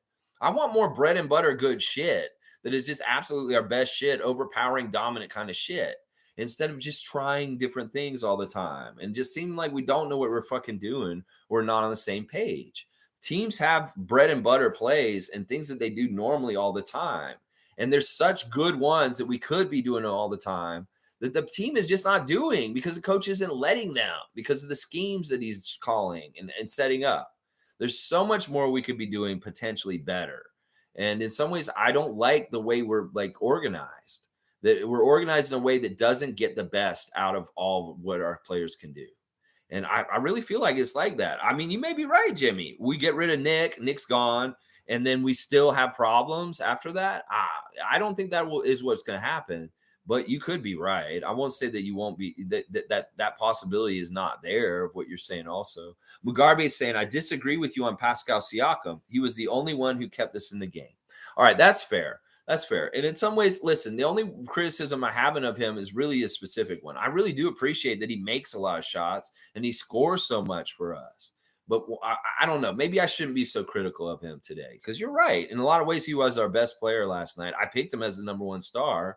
It's just that I'm very upset about crunch time things. And in some ways, I see him as the number one person that we need to look at for those kind of responsibilities as far as things, because often he is the one who is getting the chances to take the shots and make them. And he just does not consistently do well in the last part of the game. But I appreciate y'all standing up for him, seriously. And I do really like the guy. I'm just crying out with him. I don't want him to make mistakes, like becoming some sort of superstar in his head, and he's separating himself from the other players. That is not good. That's never, ever good, Siakam. You've got to stay really humble and close with the other guys, just like DeMar did. You may be like DeMar now, but DeMar never, ever separated himself from everybody else. He's still the same way in Chicago right now. And I'm worried that you are in some ways. Like in some ways, don't be like LeBron. Seriously, you don't want to be like LeBron. You don't want to stratify yourself above the rest of the team because that's not good. Seriously, even if you're like feeling insecure because there's a youngster like Scotty on the team and you feel like for the hierarchy, you have to do this to make yourself feel higher up. Don't do any of that kind of shit, Siakam. Seriously. Seriously, it's not good for the team. And you need to stay as connected to Scotty and the rest of them as possible. In some ways, that's part of the problem. I don't see you guys bonding and gelling because you guys should be a merry band of brothers that you're like laughing and joking and hanging around all each other. You're not like that. Why are you guys not like that? Can you guys get over yourselves and start being like friends and start like hugging and laughing and pushing each other around and doing little dances before the game, like all the other NBA teams? Where the fuck is that shit? I mean, I understand you guys got to be professional and stuff, but there's a little bit of like nice, fun swagger and being buddies and stuff. You guys have all different handshakes and stuff. That's great. And I can tell who gets along with each other and who doesn't, because some of y'all do actually have like a lot of fun jokes and talking to each other, but some of y'all are not connecting. And they're important people that need to connect and be on the same page for this team to be the optimal level that it can be. Like you guys need to be like Jason and Jalen. That those two guys, with all the things that are trying to pull them apart, Jalen says he's my brother. And our legacy is together. And as much as they seem like they're at odds, they're not. They actually really work really well together. Well, we need to get that kind of stuff with you guys. And I'm not even just going to say it's Scotty and Pascal. I'm going to say it's all of them in different ways with each other. That there's just the common denominator of connectiveness with the Raptors this season that is just absolutely absent. And I feel like part of it is just having loose fun and being like, yeah, we're a team and we love each other and we're a band of brothers together. There's not that with our team for some reason. And who is it on the team that's not allowing that? Who is it on the team that's not has pride and it isn't allowing for everybody to feel like, okay, we're all a band of brothers, we're equals, we're friends, we love each other, and we have fun and we joke together? Who is it on the team that's doing it? I demand answers. Tell me who it is. Or just fucking get rid of them this summer, Bobby. That's what I'm going to say right now. Yeah, tell me who it is. I got to know. Mike's saying the emotional articles have touched people hard. The truth is Nick is still Nick and very much coaching the team. The Grange storyline is a lot of noise for clicks. Dowden is not the savior, in my opinion. Okay, Mike, I'll piece this all out. Dowden would just look nice. I mean, it just makes sense. It's like it's a logical thing, like your name. He looks so good. One of the things that they said is this, in some ways, the organization needs to show that they reward people for good, hard work. And well, Jeffrey totally deserves to be converted for his year and what he did this season. In some ways, it sends a bad message if the Raptors aren't going to convert him. Well, what is the carrot for anybody to do anything? It's like this guy could do everything perfect and have a great season and do what he should have done to get to that point, but they still didn't let him have it. That's the wrong message to show to other people in the organization, other players, that this dude deserves it and he needs to be given it because he deserves it. Everybody knows he deserves it. The players, the coaches, the fans, everybody knows he deserves it. So if he doesn't get what he deserves, then it's going to be sending a really bad message to the people in the organization, specifically other players. And that's part of the reason why they need to do this. Even oh my gosh, the Grange stuff is really pissing me off. At this point, I unfollowed Michael Grange because him and Aaron Rose are being very snarky and weird in comments on Twitter right now. In fact, they're joking around about how Grange he predicted around All Star that we were going to be a horrible team and we are going to suck and we're going to have a shitty end to our season. And well, he's like saying, "I told you so." And Aaron Rose is like, "You were right, Grange." Ha ha ha. And they're all laughing and they're like just gleeful about the Raptors like having a shitty end to their season and having all kinds of dysfunction and things going wrong for them. Fuck you, Michael Grange. And fuck you, Aaron Rose. You fucking asshole fucking reporters. Fuck you guys. I said nice things about you, Michael Grange, 2 weeks ago, and I regret it now. Why the fuck did I say something nice about you? Just so you could turn around and show that you're a fucking asshole all over again. So yeah, I'm not going to trust you guys anymore. You guys are fucking exactly who you are. You're snarling jackals of the press. They fucking don't give a shit about the Raptors. In fact, you like to just eat on their carcass whenever they're in a bad place. That's what y'all do. So fuck you, Michael Grange, and fuck you, Aaron Rose. Both of y'all. Oren Weisfeld, you're cool. So I'll say, fuck you, Doug. Fuck you, Michael. Fuck you, Aaron. And you're cool, Oren. That's how I do that, just like in Office Space. All right. The other thing is about the emotional articles. No, I can't. Mike, it's not true about Nick, what you think. You think he's still Nick and he's very much coaching the team? No. If he's coaching, he's a shitty coach. All right, listen. Either way, Mike, he's fucked. Either he is trying, like you're saying he's trying, and he's ineffective and he sucks and he doesn't get results, or he's checked out like I think and he's not trying, then that's why we suck. Either way, it's not good, Mike. You can make that argument and say the truth is Nick is still Nick and very much coaching the team. Well, that's not good either because he's not getting results and he sucks then. If he's still trying, well, then he sucks as a coach. I don't know what the fuck happened to him in this year, but he has absolutely gone downhill as a good coach in this league. I don't trust him to try and win games or win the chess match of coaching anymore because he's not even playing. If he's trying, well, then he just sucks. If he isn't trying, then I have a better excuse for that. He isn't trying. So either way, it's no good, Mike. It's no good either way, if you're right or I am.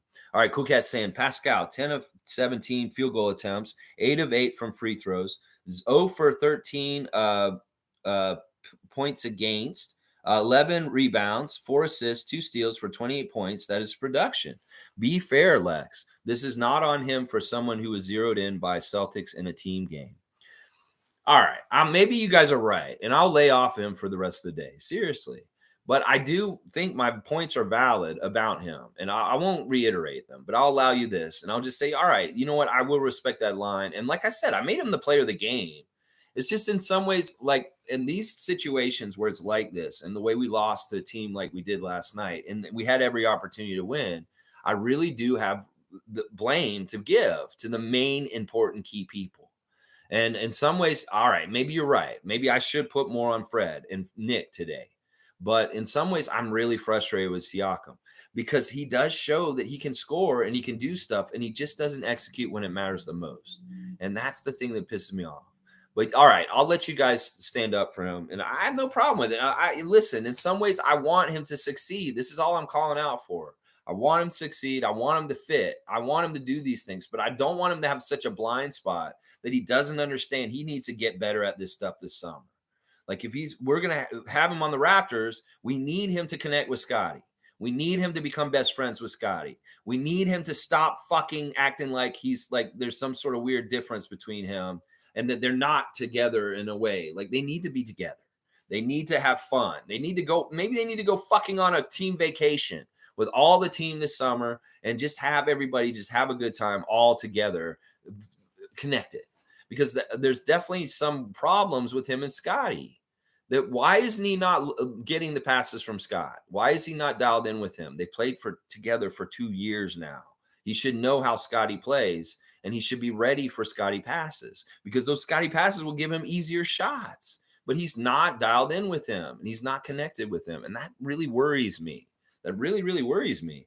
Lion Hunter saying, I mean, you draw the last play up for Who? Fred was off, OG was off, Gary was off, Pascal doesn't shoot threes much. What's Nick supposed to do? Laugh out loud. Well, get innovative, get a genius, make a genius plan, Nick. Fucking make a gamble. Fucking put Will Barton in there at the end, or make a play up for Gary Trent Jr., even though he missed all of his shots so far in the game, but make it a foolproof game plan so that he gets absolutely an open shot and that he has a really good opportunity. Keep them guessing, fool them, trick them, get a fucking play for Chris Boucher and put him in all of a sudden and have him make the shot. I don't care. Just be innovative, be original. Don't be so predictable and fucking find success one way or another. Use your fucking coaching expertise from all of the years you've been everywhere in all kinds of places in all situations. Because right now, I ain't seeing no coaching applications to late game situations that will help us win. I just see them playing, going through the motions and just kind of going through whatever and not really having any kind of like real plan, playing real half-assed and not really trying to execute or do something that's really sound and smart to get a high percentage shot that they know they will make. That's the problem. Good NBA teams have bread and butter, high percentage shots that they know they can manufacture and make off of good play systems that coaches constructed. We don't have anything like that. We haven't had anything like that for 2 years. That's a failure of the coach. That's a failure of the coach that we don't have some sort of plays designed that are just money shots for sure to make, that we know we're going to make them because we absolutely need a basket at that point. Every team has those kind of plays. We do not. And that's a problem I have with this coach, is that he just doesn't have these money plays that you can go to in certain situations where you know that this will draw this and this screen will do this and this guy will be wide open and that shot he will make every single fucking time because it's a runner and he's wide open and it's easy. Where are those fucking plays? That's where I'm wondering. Where is it? G saying, for me, I love Masai, but this team is made up of non-shooting wings for the most part. When they are on, they are dunking on people. When the paint is defended well, the shooting is a huge issue. Shooting is a huge, huge issue with this team. All right, so G wants to come after the front office for roster build to a degree with this. I can get behind that to a degree, but still, maybe that's part of the problem, that Nick doesn't know how to utilize that kind of roster build of 6'9" in this 3-point shooting NBA world to kind of fit and make it work. I don't know what the problems are. I just want them to suss them out, and I want to be better next year.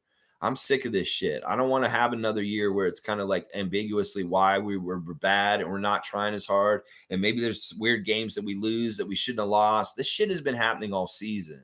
And that's why I'm worried. Like, think about it this way. If Nick has fucking checked out since December when he left the team on a personal reason, then we've pretty much played more than half of the season with a coach that has not been totally like into it. And I really do feel like he's been like that since December, that there was a change then. I saw him at the coach's workshop in October, and he was happy. He was positive. He was so nice and happy. And he was like, the vibes were strong at that day, and they kicked ass the next day in the game. And now, like, I don't know what happened in December. Some fucked up shit happened, and Nick fucking really got angry. And then he started fucking like acting out, and then he disappeared for like a week. And Adrian Griffin was like coaching our team for a little while. Yeah, ever since then, like, that's all fishy to me. And that all, like, the timeline of the season with Nick is all positive and good up until the coach's workshop, an open house that I went to personally and saw him at, and the way things were. And then fucking and the next month at some point fucking derailed.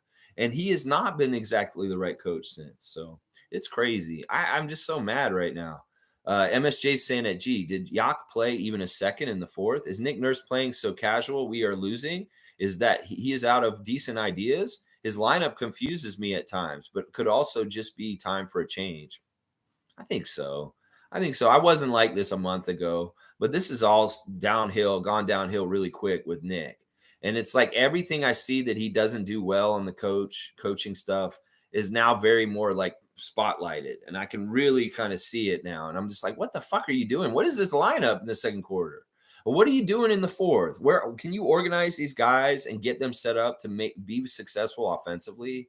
Because they're not organized and you're not getting any kind of decent looks and you're not trying to beat the Celtics defense in the right way. What are you doing? What is your game plan? Are you just telling them to half-ass it? Just go at it, go score, guys. Go score and win the game. What do you want us to do? No, just go win it. Go win it. All right, good job. Go. What is he fucking doing? I feel like that's what he's doing. Is fucking just go win it, guys. Go win it. It's like fucking tell them what to do, motherfucker. Shit. Let's see. G saying I think Yaka played near the end of the fourth. I remember just thinking put Yaka on already. Yeah, I don't remember if he came in or not. Seriously, he's a liability at the end of the game if it's close because it's hacky yak. And they'll just foul him and put him on the line. And it's almost like a turnover for us. Pachuli's here. Good to see Pachuli G. We're here every day. It's 9:30 a.m. Previewing the game tomorrow, the second game against Boston. I'll have everything lined up for the lineup and also the referees and all that kind of stuff. We talk about it every day. Let's see. Pachuli saying, before criticizing Siakam, what about Fred? He kept chucking shots. Just because he took ownership means he's off the hook. He has a record over the Hornets and then disappears. He cost us. Yeah, I mean, I'll give some fair share to Fred too. I mean, you're right. In some ways, Fred is like talking a lot this week in a lot of interviews. And, he did have a very impressive game against the Hornets, but he didn't play well against them in the second game. And he didn't play well against the Celtics last night. Okay, sure. All right, I'll dump on Fred for a little bit right now. Freddie, you got to stop shooting if your thumb's hurt. Seriously, don't shoot the ball if your thumb's hurt. And like, seriously, fuck, man, Nick, don't put him out there if he's not going to help us. In some ways, Fred is no good if he can't shoot. In some ways, maybe you didn't need to play him late in the game. That's the kind of stuff that I want Nick to do, is to have more guts to like bench guys like Siakam and Fred and not play them in certain situations, and maybe find somebody else that's not that much worse than them. Like maybe Gary gets the minutes or something like that. And then you go with, I just want to see creativity in this. It seems like every single time it's the same. You got the starters for this period of time till 8 minutes a game. Then you put in these bench guys, a couple of them. Scotty comes out. You put in like Precious and Chris, and two of the starters come out. And then in the second quarter, you'll have a combination, and then you'll dump a whole bunch of bench guys in there, and then we'll have some fuckery happen. And then you'll panic and you'll bring back in the starters for like the last 4 minutes of the second quarter. And then in the third, you have a very, very regimented, predictable substitution pattern in that also. And then at some point around 7-8 minutes to go in the game, you'll put the whole entire starting lineup back in and play them for the whole rest of the game. Like it's so predictable. In some ways, you're not mixing shit up. It's like, and the bench guys, they don't have a carrot in front of them to say, oh, if I play really well in the first half, I may get to play in the crunch time. No, because they know that chance is not very likely. So in some ways, you're not enticing your secondary players to play really, really well in the game because they know they have no chance to finish the game anyway, because it's just a given that the starters will be closing the game out. And that's part of the problem I have with some of the stuff Nick does, is he doesn't allow for flexibility in allowing to reward players in the game for playing at an exceptional level and playing at the end of the game. And maybe a little bit of that in the last game with Will Barton and Chris Boucher because they rose to the occasion. But that was also because there was garbage time and he was very much playing a lot of the bench and then garbage time at the end of the game.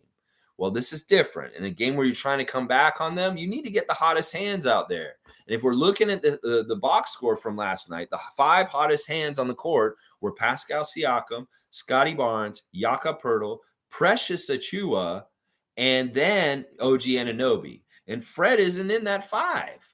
So in some ways, maybe you take the lowest percentage shooters for the game and you bench them for the last bit of the game.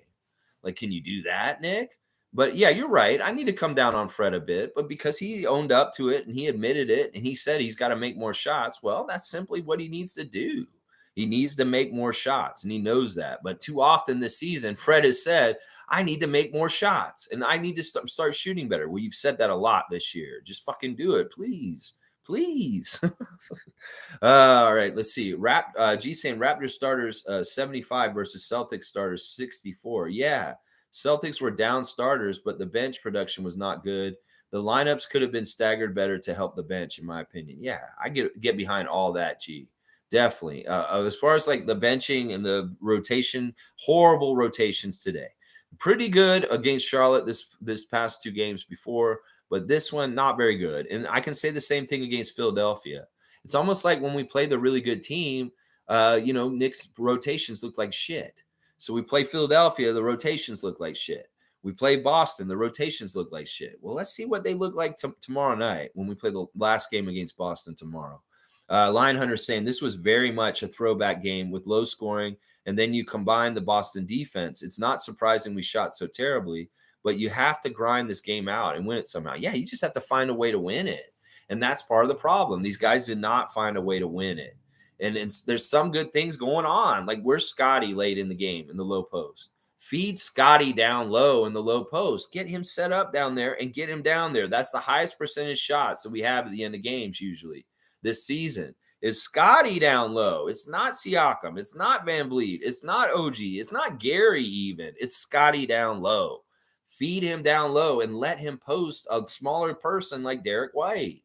That kind of stuff. That's what you guys need to go to or set up the play to get to in the end of the game. That's where I think Nick's lazy, is that you have the opportunity with Scott to bully little guards on the Boston Celtics, and you don't take that opportunity, Nick. That's a coaching fail. That you need to fucking go and get him down there. If it's not him, it's OG, please, because both those guys can post those little guards, and you don't utilize that. Maybe they have a scheme to cover that up that they do really well with, but still, you could devise something, Nick. You're a genius. How can you get them free down there to bully them with their big size as guards against littler guards? That is just fundamentally an easy thing to go take and do. So why don't we see Scott doing that at the end of the game? In fact, we see them settle for threes. Like I saw Siakam take a three late in the game, and I'm like, you don't need a three right now. There's lots of time on the clock. You're down by 5, and you're shooting a transition three. What the fuck is that? Go inside and get a 2-point basket. Don't be lazy, Raptors. Transition three like that late in the game is so fucking lazy because you're not gonna make it. You're gonna shoot it like that, and go fucking inside and get 2 points, especially when you don't need a three. A 2-pointer would have sufficed way better at that moment when Siakam took a three outside. All of a sudden at the end of the game, I was like, "Why are you doing that, bro? Put the ball in the court, dribble towards the basket, and make a higher percentage shot."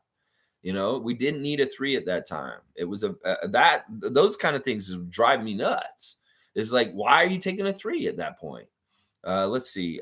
Mike is saying, Logical Raptors Fanatic saying, yes, Nick hasn't been the best this year, but he's by far not the only issue this season. There's a lot of hands in the reasons we didn't do well. Some outside stuff. Masai will figure out how much blame. Yeah. Well, I don't like having so many problems. I want to just figure out the 1 or 2 problems on this team and get them out and fucking fix this shit. If there's more problems than that, well, fuck. We need to fucking do a lot then. I'm saying if it's not the coach and it's just a coach and there's players that are involved in this too, I don't care. Let's be cutthroat. Let's trade motherfuckers. Seriously, Masai. This is what you had to do in the summer of 2018. You fire your head coach and you went and traded your franchise player in a very gutsy move. Well, if you have to do that kind of shit again this summer, I'd be all about it because I want to see synergy and chemistry and togetherness and a good team concept and chemistry together. Guys playing together, not playing like individuals out there, not playing like they don't have anything in common, not playing like they don't know each other, not playing like they don't spend all the time with each other all the time. Why are they fucking not connected? Why are these guys not connected in a way like a team's supposed to be connected? Why do they not look like a brotherhood? Why do they not look like they want to go to die for each other? Why do they seem like they are very not like friends? They don't seem like they're friends in some of them. That's what I'm wondering too. Like there's been a lot of noise this year that there's people on the team that don't get along. And I'm starting to feel like that may be true. That there's key people on our team other than the coach. Like I'm talking about players, that 2 players don't get along with each other. It's not necessarily they don't like each other. It's just that they're not enthusiastic about each other. I don't know what the fuck it is. I just want it sussed out, and I want that good energy and that good thing going on, and that's all I care about. Let's see. Fiercely saying Koloko hasn't been sharp, but I notice when they get garbage time, Banton, Harper, Flynn, it looks rough for all of them. I blame it on Nick, who doesn't let them play enough during games. Yeah, I mean, they look okay, like to a degree. With considering how much they get to play and all that kind of stuff and how little development they've been given, yeah. They look in some ways we have dropped the ball on some of them, especially Banton and Koloko this season. I really do feel like that. I don't care about Flynn. Flynn is whatever Flynn's gonna be. We've given Flynn all the chances in the world. Ron Harper is somebody we could have seen used a little bit better on the main roster in certain ways. I really feel like he's not looking at the kind of player he is and utilizing him in the right way. There's all kinds of stuff I would do bit differently if I was coaching the Raptors than Nick, and that I don't totally agree with him. Smooth saying a lot of the problems with this team have been around for a couple years. This is all on the coach and the players who have lost faith in him. They're freelancing. Man, that's what I'm saying. Let's stop the damage. Stop the dumpster fire. Let's just go ahead and fucking fire him today. Like I said, I never thought I would be saying that, but in some ways, yeah. Jimmy saying, "Peace out, y'all are too much." All right, Pope of Positivity saying we're not being positive enough. Well, I'm sorry. In some ways, I got to be critical today. I can be positive. I love this team. I want this team to win. We're gonna win. We're gonna have a bright future still, but we're in a point where we're at a crossroads where some things are gonna have to change for this team. And I really do think the coach is just a slam dunk, has to be done. And then we'll see what happens with the personnel as far as the players on the team. MSJ saying, dirty little secret. Lowry coached the team to the chip. You said that before. Once again, you're saying that again. That in some ways that's how it happened. I don't know. I don't know. Mike saying, reaching on the Nick Nurse theory sounds like a scapegoating. Yeah, we are scapegoating. I've said that for sure. I'm scapegoating. For sure, I'm scapegoating. I will scapegoat Nick, and that is partly damage control to protect the other people too. But I will scapegoat Nick. At this point, I've got to. I really do, because he really did put a target on himself for what's happened. It seriously has. Let's see. Where's Mike? I want to make sure I read everything. Oh man, you guys really filled it up. I'll make sure I read every comment today for sure, guys. Oh man, you guys really did fill it up. All right, hang on. Ah, man. All right, where's the next? Um, okay, yeah, here it is. Reaching on the Nick Nurse theory sounds like scapegoating. First it was tanking, now it's Nick. It's never one thing. You can't blame a team losing on one person. Focusing too much on Nick now. Well, I'm taking the book from the NBA referees. They all placed it on Donaghy. Sure, there were other people to blame, but it all went on Donaghy. I'm just using the playbook of the NBA itself. You scapegoat people. You use a patsy. And I want to make one patsy. I don't want to make a bunch of sacrifices. I only want to make one. And one already showed himself to be the target, and that's Nick Nurse because of what he did last Friday. So in some ways, that's part of the reason why I'm coming after him. Mike, is because he's made himself a target for this. He really has. Cool Cat saying Pascal was subbed in the last 4 minutes of the game. He was given 2 attempts, one he made and one he missed. Lex, your bias is showing now that you're emotional. You might be right, Cool Cat. I want to be fair on this. It's just I've had this frustration with Pascal for a couple years. And it is really like the biggest critique of him being our number one is that he's not a good clutch player, that he's not somebody that does good stuff at the end of the game to help us win games. Like he does not bring us home to win games. He does so much. You're right. And he is so important in some ways. But this is my frustration is that the part that matters the most, the place where he should be stepping up the highest, he doesn't show up. And I've questioned this a lot this season. Is it because of his upbringing of not being around basketball as a kid? Is there a certain killer instinct that an American player or a player that's from this continent would have that he doesn't have necessarily because of his upbringing over in Cameroon? Is what is it? Is it because he was a soccer player first? Is it because he went to seminary school? I don't know what it is. I just want to know why he doesn't more like Mike. Why can't he be more like Michael Jordan and want to kill people and want to absolutely destroy them and take it very seriously like that? In some ways, Pascal's demeanor is so casual to me, it infuriates me. That in some ways he is like, I know he's relaxed and he's cool and he's just living life and stuff like that. But in some ways, he's not the same kind of professional as some of the other guys in the league that are very like serious about being in the NBA. I know he's serious about being in the NBA. He's a very hard worker. He does all kinds of things really well. But I don't feel like he takes being in the NBA serious enough at the highest level to be like a Kobe or a Michael. And that's what pisses me off because he has the skills, he has the talent. If he just had that little bit more of drive, he would be there. And that's what's frustrating me. That is what's frustrating me because he has the talent, he has the ability to do it. It's just I don't know if it's Rico. Rico, you need to fucking light a fire under his ass and say we want mean Pascal. We want Pascal that would be like Michael Jordan and be slighted and come out and want to destroy the other team. but maybe he just doesn't have that. Maybe his talent tops off to this, and this is just who he is, and I have to accept it. Well, in that case, then he's not a good enough one for us at that point. We need somebody who will take us home. If you're going to be the number one on this team, you need to be the clutch guy. That's just how it is in the NBA. Donovan Mitchell is the clutch guy for Cavaliers. He's the one taking them home to wins this season because he takes over the game at the end of the game because he's the number one guy for the Cavs. Well, we need Siakam to be like that. And that's my biggest frustration with him. Of course I'm emotional, but in some ways I'm being very fair. And I'm balancing the critics of Pascal with the people like you that absolutely support him 100%. I want to support him 100%. And I do really like him as a person. And I really do like his game. And I like all kinds of things for him. But I'm trying to make the distinction that I'm trying to make right now. If it's clear, you'll understand why I'm frustrated with him. Space Cadet saying, I think the point he's making is that Pascal needs to demand the ball more and take over, but sometimes that can be dictated by Boston's defense. Yeah. But yeah, Pascal was our only bright spot last night. Okay. We'll give him that. We'll give him that. Sure.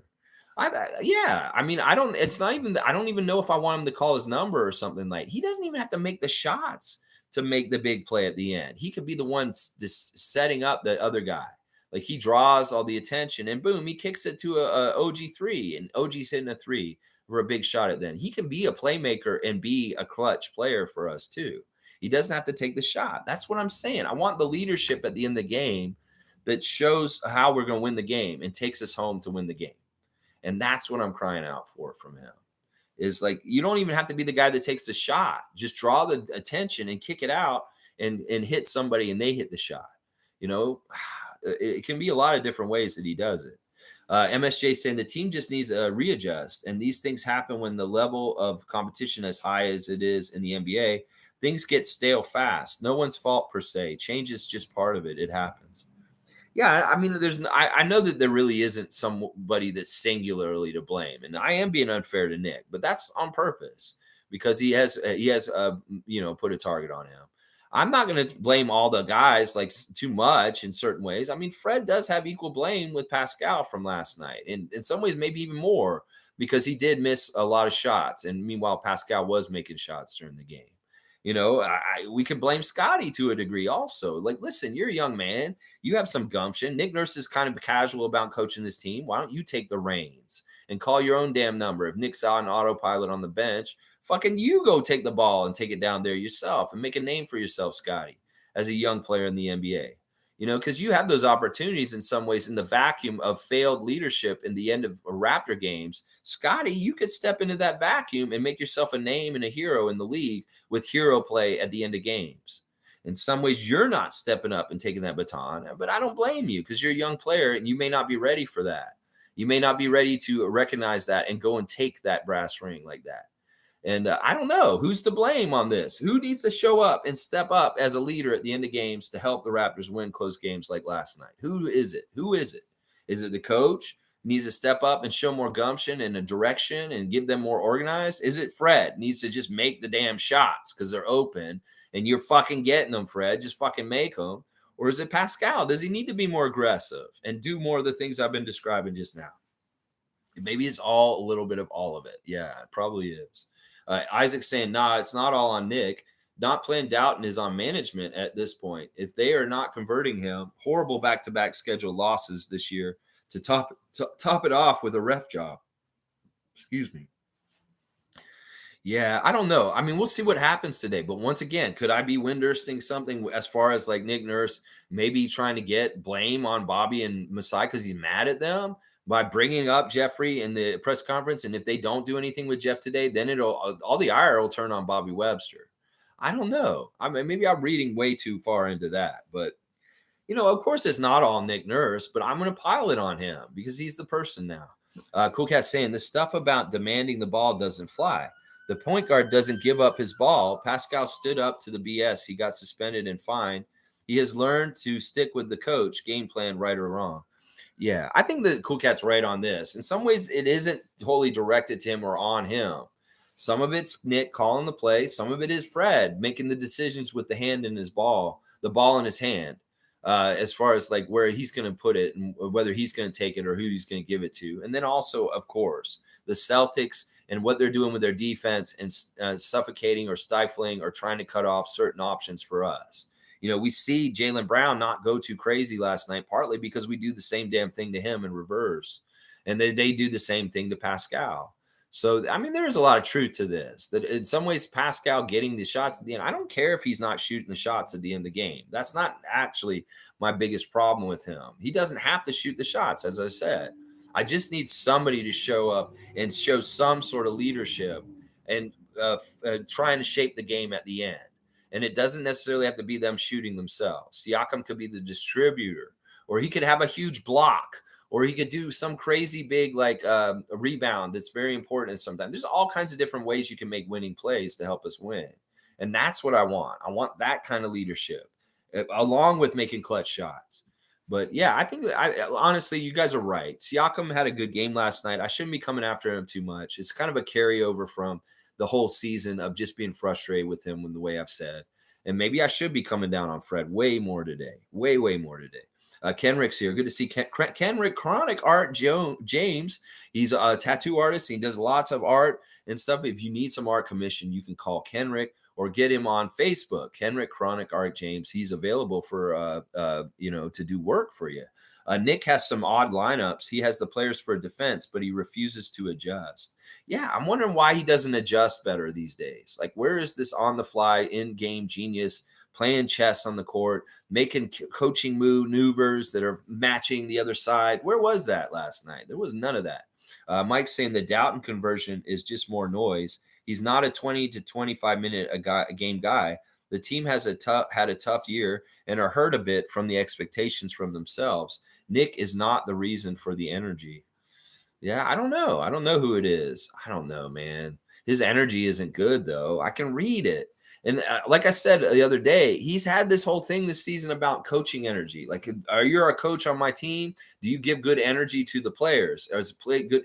How's the energy exchange? He was so cognizant of that at the beginning of the season about energy. Like, if you're not a coach on my team, if you're a coach on my team that's giving bad energy to the players, I don't want you on my team.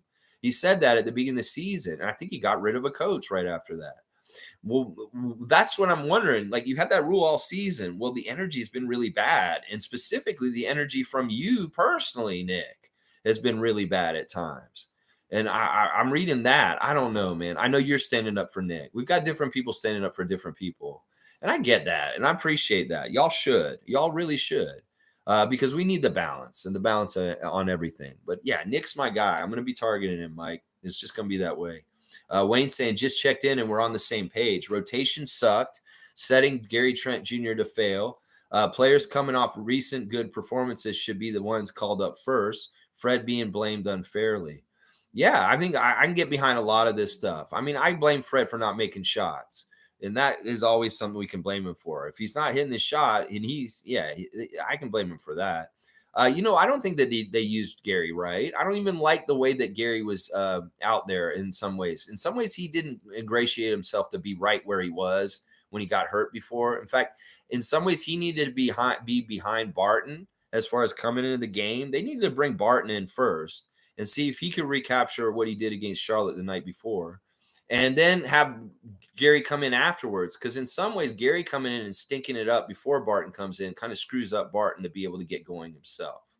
And that you have a pecking order and like a favorites, and you have a list. And I know Gary's near the top, but he has not played in so many games that in some ways you need to fucking put him in at the very end and maybe only give him like a 5-minute period in the second half, and just to get him started again instead of doing it the way you did it. I mean, it just looked really bad. And I don't think he did use Gary right. You're right, Wayne. Gary was absolutely off too. His shot was horrible. He was like really, really off. His rhythm was really bad. So Shir Khan saying this season is going to be blamed Nick Nurse season. Yeah, to some extent, he messed up last night by not developing deep bench and counting on starters too much. But at the same time, these are just development blues. We got the development blues. Yeah, Shere Khan. All right. I can get behind all of what you're saying. Space Cadet saying that Cool Cat. That's definitely not why Pascal got fined in Tampa season. Laugh out loud. Because they got in a fight with each other. All right, what happened? What that fight between Siakam and Nick at that time was at the bubble, wasn't it? It was in the bubble, wasn't it? I don't remember that whole story exactly, but there was a little bit of a at one point where they weren't seeing eye to eye. Wayne saying Fred had a poor shooting game and other players showed up, but Nick Nurse didn't help with his rotation choices. Yeah, that's a pretty fair summation of last night. Cool Cat say the coach acts like his best player is Fred, and he ignores Pascal, OG, and Scotty. The keys to our winning is through our wings with ball movement, empower them, and we lack playing to our players' strengths. Yeah. And that's why we can blame Nick is because he's not utilizing the talent he has on the team to the fullest ability of it, what it can do. And that he really isn't. He really, really isn't. I swear, we're going to get a new coach next year, and you're going to see something crazy happen where our team is so much better, and that you'll realize how much he has been holding us back. That his poor, stubborn fucking bullshit with the way he does stuff. Like in some ways, he may be OCD and he may want to actually do things like in a very specific way, but that pattern doesn't work anymore. But because he's OCD, he can't shake from it.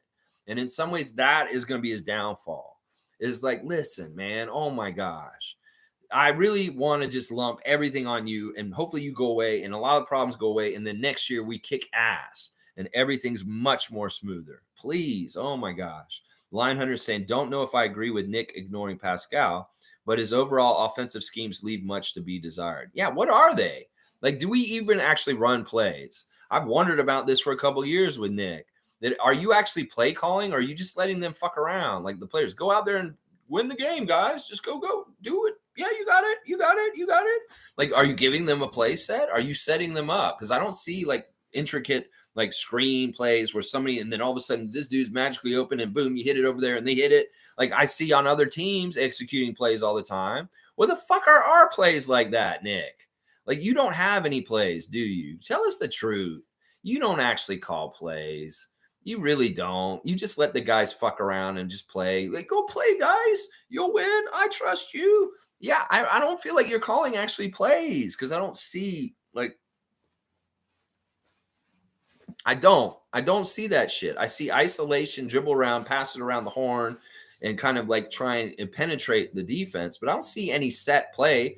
Like seriously, I see set plays with Pirtle out there sometimes because Pirtle can actually make it look like you guys are playing set plays. But otherwise, none of those other guys are doing shit between each other that makes it look like it's actually a play that you designed or set up. It just looks haphazard and chaotic and it doesn't fucking look good. It doesn't look smooth. It doesn't look like you're capable. It doesn't look like you guys know what you're fucking doing. And that is the coach's fault. The coach makes the team look like they don't know what they're fucking doing. You should be having them telling them how they should be doing things and getting them to do them. That's what the coach does, right? Oh my gosh. Hugh's here. Good to see Hugh Rection. No effort from the Raptors. They were much more desperate than the Celtics. Boston broadcaster said the same thing. Yeah. I mean, listen, that's what I'm saying. The effort is echoed in this. The get after and go, the feeling like you got to punch them in the face. All that was lacking compared to the energy that the Celtics brought in the game. They wanted to win way more than we did, and they had less reason to want to win than we did. In some ways, we had way more to play for and care about and want to win than they did. And they played more effort and tried harder than we did. In some ways, that I feel failed the coach because he didn't get the effort out of the players or gumption out of them. Well, they feel like he's checked out. Why they feel like they should play either? Cool Cat saying, I don't want to feed into negative energy or blaming anyone. We are who we are, and we don't have enough skilled players to compete as a team. I feel like we do, though. We do have enough skilled players. We have a fantastic team. It's just not being used right. It's just not being used right. I do appreciate you wanting to stay more positive. And maybe I am being a little too negative today for this channel, but we have to be constructively critical of a game like last night. There's a specific thing about last night's game that is really frustrating. It was all right there in front of us to take, and this may have been our best opportunity. And with all of the lessons from this season of like seize the day and take opportunities when you get them, us not getting taking that opportunity after all the lessons this season is frustrating to me at this point. That it's like, look, did we not learn about any of these games back in November or in January where we lost close games and they mattered? We didn't learn any of those lessons that we need to step up and take games like we could have last night. That's what I'm wondering about. That's what I'm pissed off about. Mike's saying we will know the answers this summer. If Nick is gone, then say the season was his fault, or Masai could come out and say what the true issues were, and it was the fact of everything hitting all at once. I don't know. Well, that's what we say. Like in some ways, look, when you have seasons like this, there needs to be a scapegoat. There needs to be a scapegoat. Everybody's going to be looking for it. The press will be looking for it. The fan nation will be looking for it. And the NBA, that's just how it works. And sometimes the coach is the easiest target. And that's just how it works. That's just how it is. That's why you need to be really good and keep it going good. And when you don't, you're in trouble. You're in trouble. But Nick didn't do anything good for himself as far as like keeping the bullseye off of him by what he did last Friday. If he had not done that, I would be protecting him still, Mike. I would still be on his side and I would be doing the same thing that you're doing. But because he did that, he told me too much. He let the truth out. And in some ways, that is like, yeah, we know what's wrong right now. G saying, cool cat, good perspective. It's a collective to me. Yeah, that's cool. You guys can do this. That's fine. In some ways, I'm doing damage control by just lumping it all on Nick. And I don't feel like I hate him or anything like that. It's just we need a scapegoat and let's just put it on him. But Julie's saying Pascal carried us the whole of the third quarter. He really did. I'll give him that for sure. Is it possible that he was dead from carrying? I don't agree with you. Pascal finds teammates. It's not his fault they don't deliver. All right. All right. I can get behind this. Listen, um, I could see him being too tired because he had to carry for most of the game. At the end of the game, being too tired. And I worry about this all the time with Fred and Pascal because they get overused during the whole entire game. And in the last 3 minutes, they're too tired to execute at the time when it matters the most. And that frustrates me that I blame Nick for that also, that he doesn't give them proper rest so that they're absolutely gassed in the game when it's really intense and the hardest time to score. That's what pisses me off about Nick is that he doesn't rest his starters enough during the whole game, and by the end, they're useless, and it pisses me off. As far as Pascal passing, he's way better at passing than he was earlier in his career. He's gotten way better at finding people outside of the double team, and I give him a lot of credit for that. He's worked on it this season. I'm very happy with that. The problem I'm having is not necessarily him passing to other people. That's not the problem. I need him to be tuned in so that he's getting ready to get the passes from other people because too often I feel like he's not dialed in, or he's like I said, he's taking time off on the court while he's actually in the game, whether it's on the defensive end or it's on the in offense. He's not paying close enough attention, or he's too casual, and he doesn't catch passes that he should catch. And specifically, I'm saying that he's not catching passes coming from Scotty, and I'm wondering why. I'm like, seriously, Scotty's not a horrible passer. Maybe he does surprise people because they come out of the blue. But that is something you need to know when you're on the court with people like Scotty Barnes or Magic Johnson, that you need to be ready at all times. And that is something, if it's not, Pascal's not aware that he needs to be ready at all times with a really good passer at any moment like Scotty. Nick needs to tell him or coach him and say, you guys got to be ready for the passes when they come. Because it's very specifically happening with him and Scott that I'm noticing. Scotty's setting him up with beautiful stuff, and Siakam is not dialed in. And I'm wondering why. Why is there not a connect there? What's going on with that? It's crazy.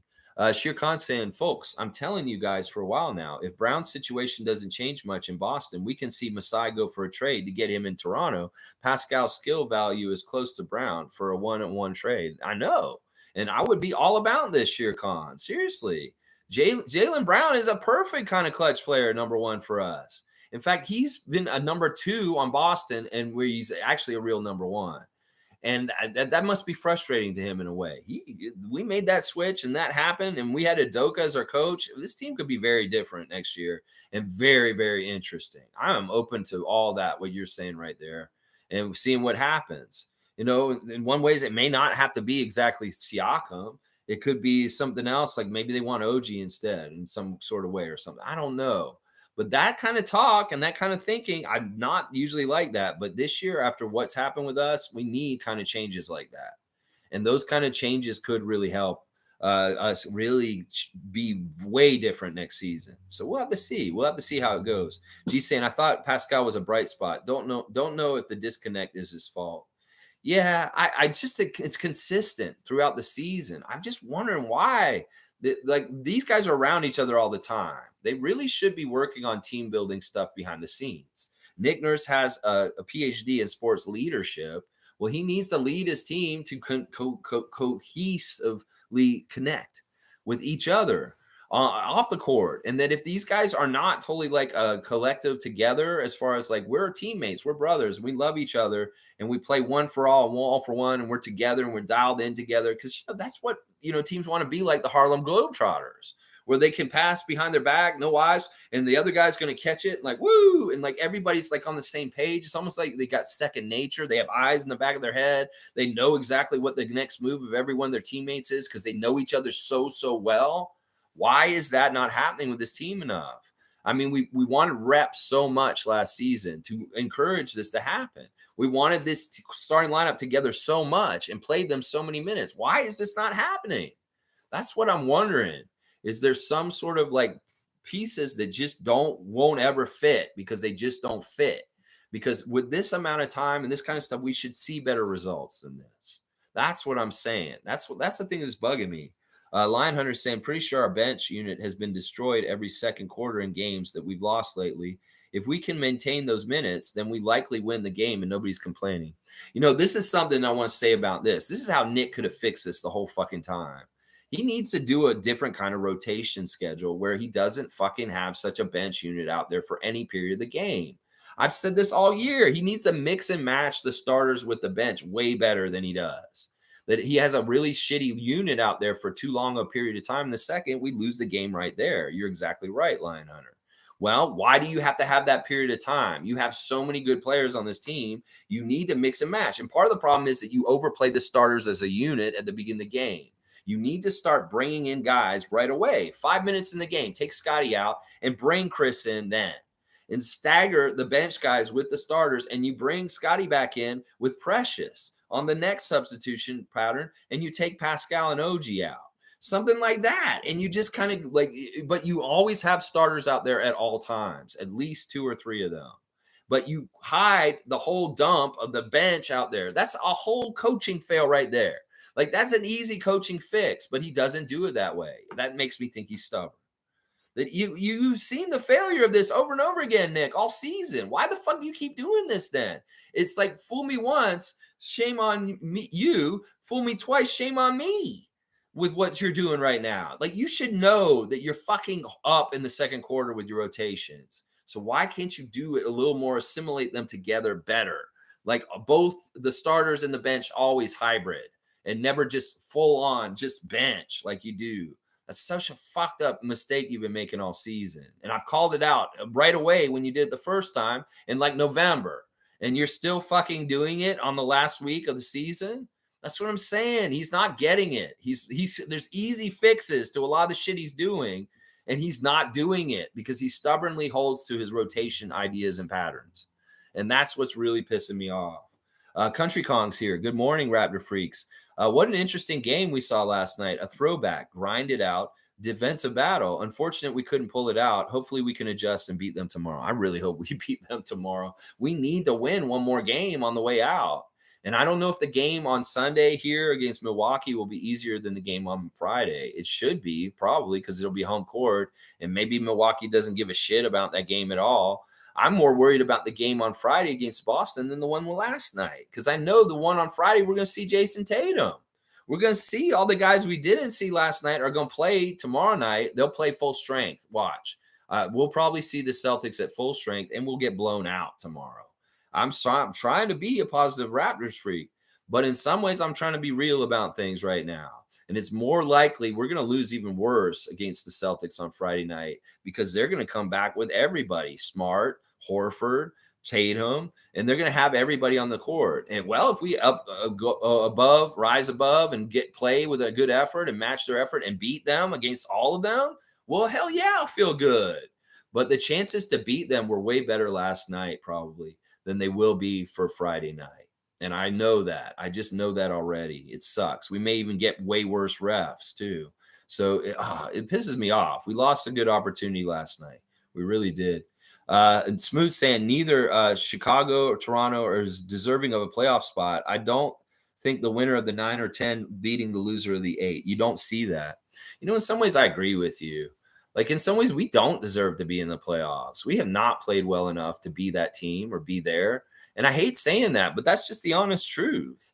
That in some ways, we don't deserve to be a playoff team this year because we did not execute or make the opportunities that we had in front of us take care of them enough throughout the whole entire season. And that's what adds up to being a 500 team at this point in our season and being where we're at right this second, as far as like, not being 6 or 8 games higher in the standings and in a full playoff spot right now if we had done things more properly this season. So I can get behind what Smooth's saying. And I think the Chicago, you're exactly right. They're the same as us. They didn't do a good enough job either. So you're saying basically Miami will probably beat Atlanta and they'll get Boston in the first round. That's a fantastic first round matchup. I love to see Miami fuck up Boston. That'd be fantastic.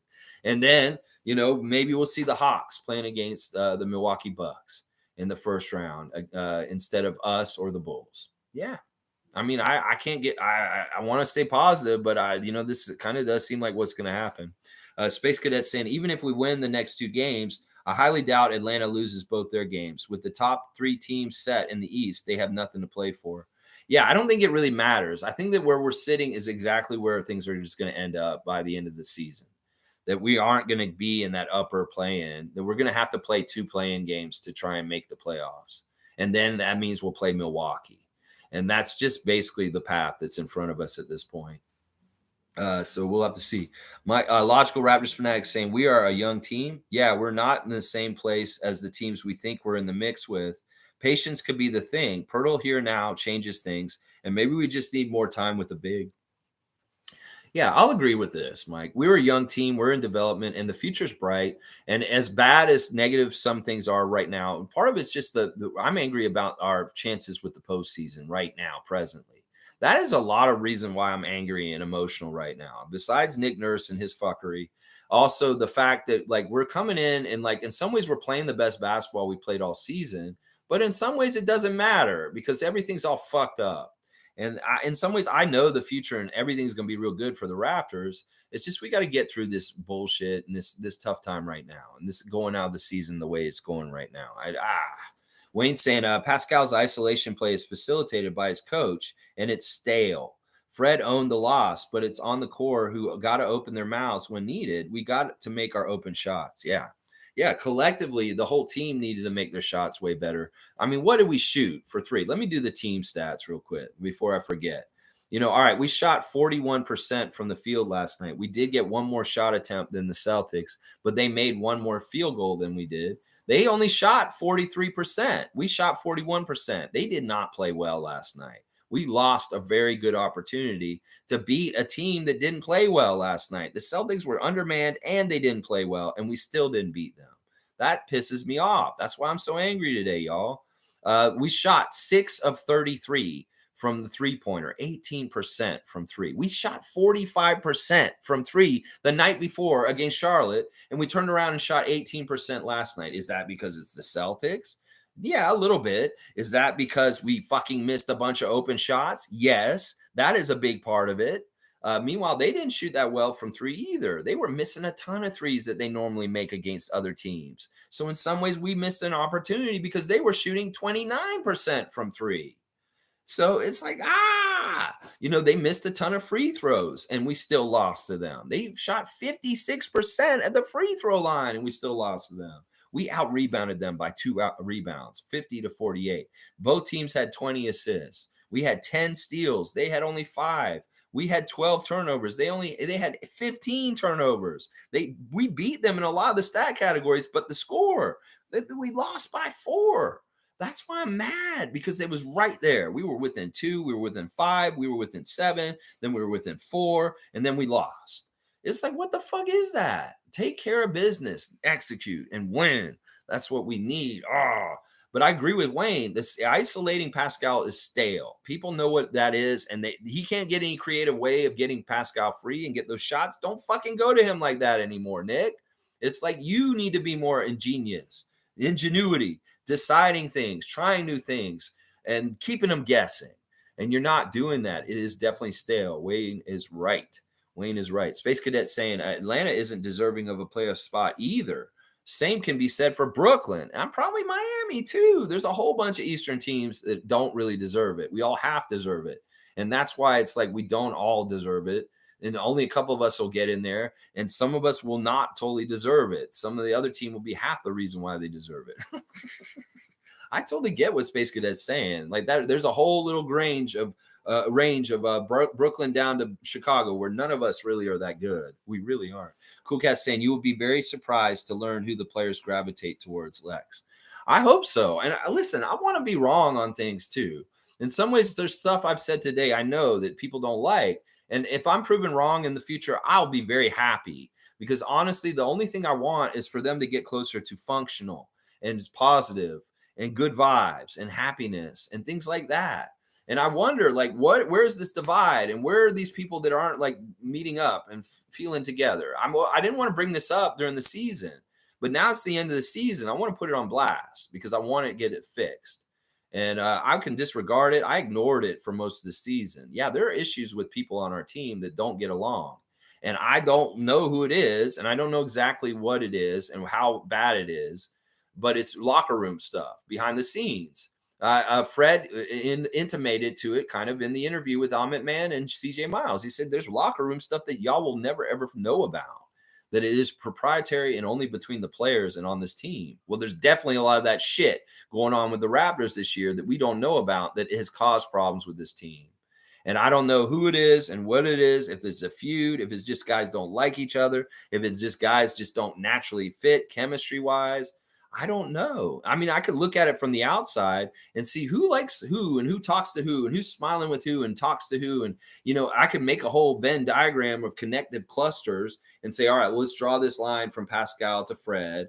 Let's draw this line from Fred to OG to Scotty. And we can make all the known linkages a positive connection between the team. And then maybe it may be very clear who the people are that aren't getting along, and maybe they aren't like totally like working well as teammates on the same team together as Raptors.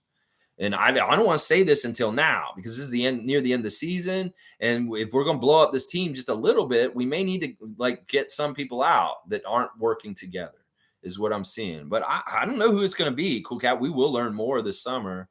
And I may be very surprised. You're right. I may be very, very surprised to find out exactly why it's this way. I really hope it's not Scott.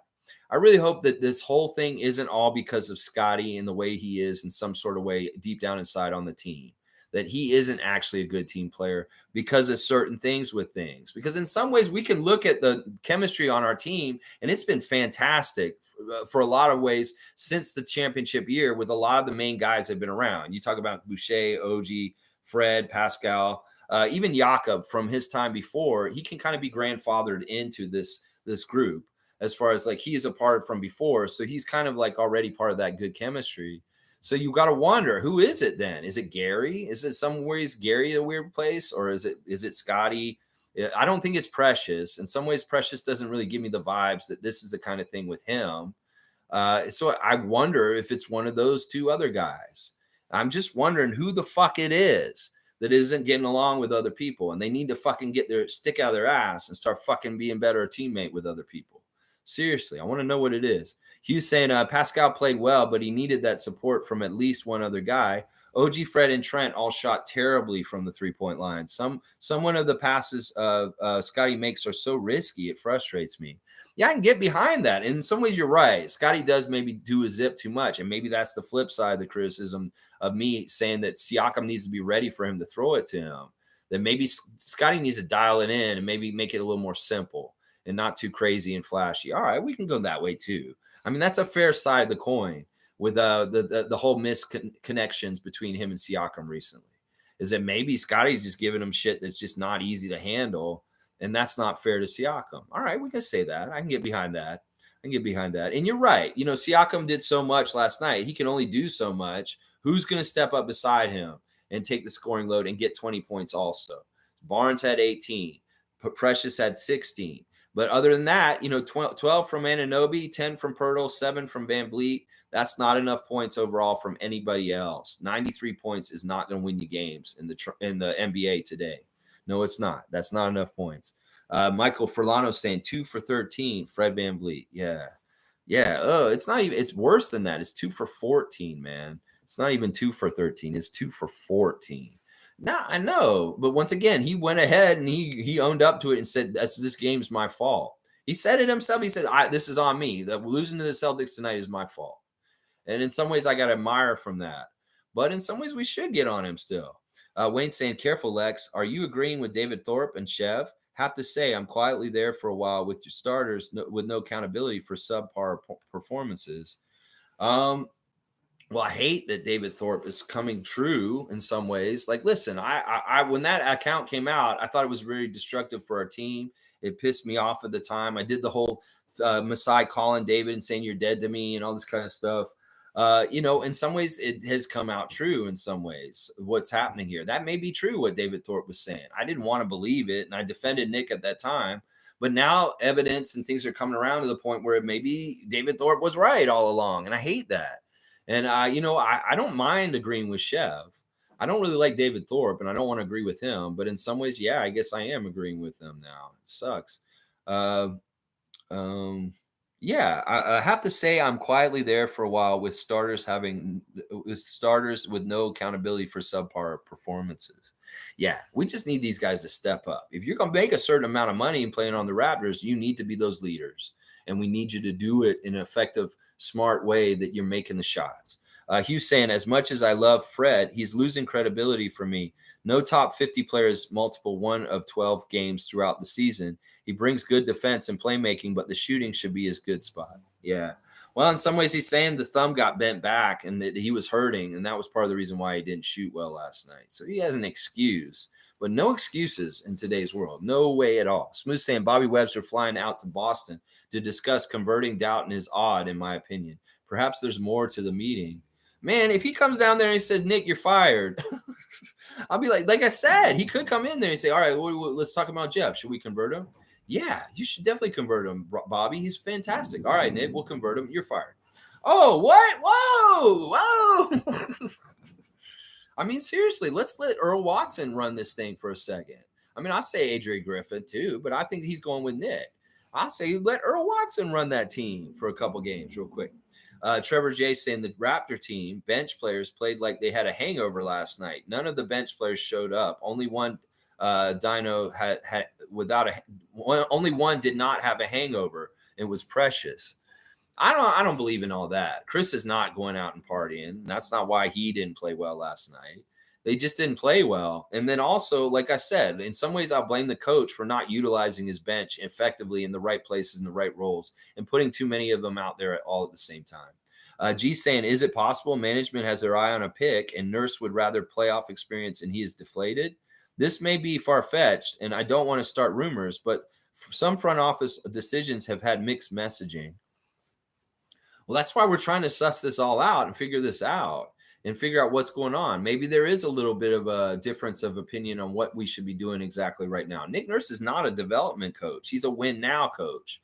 And in some ways, we need to develop. And maybe that is the whole crux of the problem between Masai and Nick Nurse right now is Nick wants to win now. He wants to do things, but Masai's like, we're developing. Why aren't you playing Delano?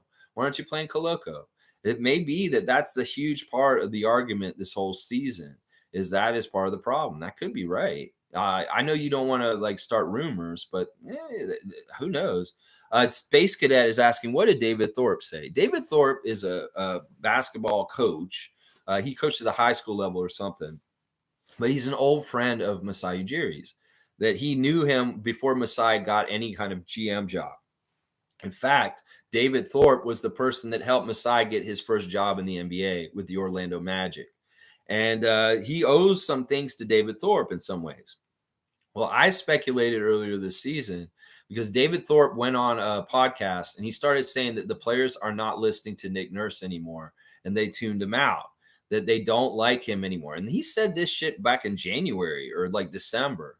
He said that the players are not listening to Nick anymore, that they're not happy with him and they're not listening and he's misusing them. And in fact, he's like saying that he's being dangerous by overplaying some of the players and shortening their careers because he's playing them so much. This is kind of what David Thorpe was saying. And well, he started that dumpster fire as far as like saying that the players and Nick are on the same page. I got really defensive and mad. and started saying, well, what the fuck does he know? And who the fuck is he coming around this team? And why would he say this shit if it's not helpful to Masai Ujiri? Well, maybe it was. Maybe it was what Masai wanted his friend David to say in hindsight now, because it's making a target bit more on Nick Nurse at that time. And maybe we didn't realize at that time that Masai and Nick were at odds, and that David Thorpe maybe was doing a little side work for Masai against Nick Nurse at that time. I mean, I can winders and read into this shit at this point after the fact, and maybe connect the dots in that kind of way. But that's what David Thorpe said, that he's lost the players, that he's going to hurt one of the players because he's playing them way too much, and that he doesn't like the way he's developing specifically young players like Precious and Scotty. That was some of what David Thorpe said. Yeah. Let's see. Wayne saying Thorpe was for firing Nick Nurse and having Earl as the coach. Yeah, he said that earlier in the season. He said they should fire Nick Nurse and they should hire Earl Watson as the coach. And I thought part of that was because David Thorpe might have a job opportunity because of that or something. I thought he had selfish motives. Mugarbe saying Fred goes 2 for 11, but for some reason Pascal Siakam's fault. He should take us to win when Fred's bricking all game. I don't get your logic. All right, Mugarby, it's basically like this.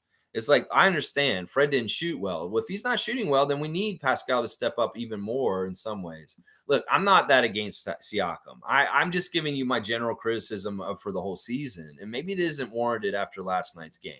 That in a lot of ways, he did everything right and he was fine. I don't want you to think that I'm just picking on Siakam. In some ways, he pisses me off, but in a lot of ways, I really do love him. And I think he's an amazing player, and he's always been a good player for us. And I will protect him in some ways. But in some ways, I also want to make this team as good as it can be. But yeah, I don't want you to think I'm just going after him. Fred was bricking, and Fred should have made more shots. So Hughes saying, I think we're underestimating how much we're missing Otto Porter. I think the front office had high hopes bringing in an experienced, reliable shooter who's a champion. If we had him hit 2 or 3 threes a game, I don't know how much it would have made a difference. In some ways, he's on the same level as Thaddeus. Thaddeus has a certain impact on the team. Well, Otto would have about the same impact.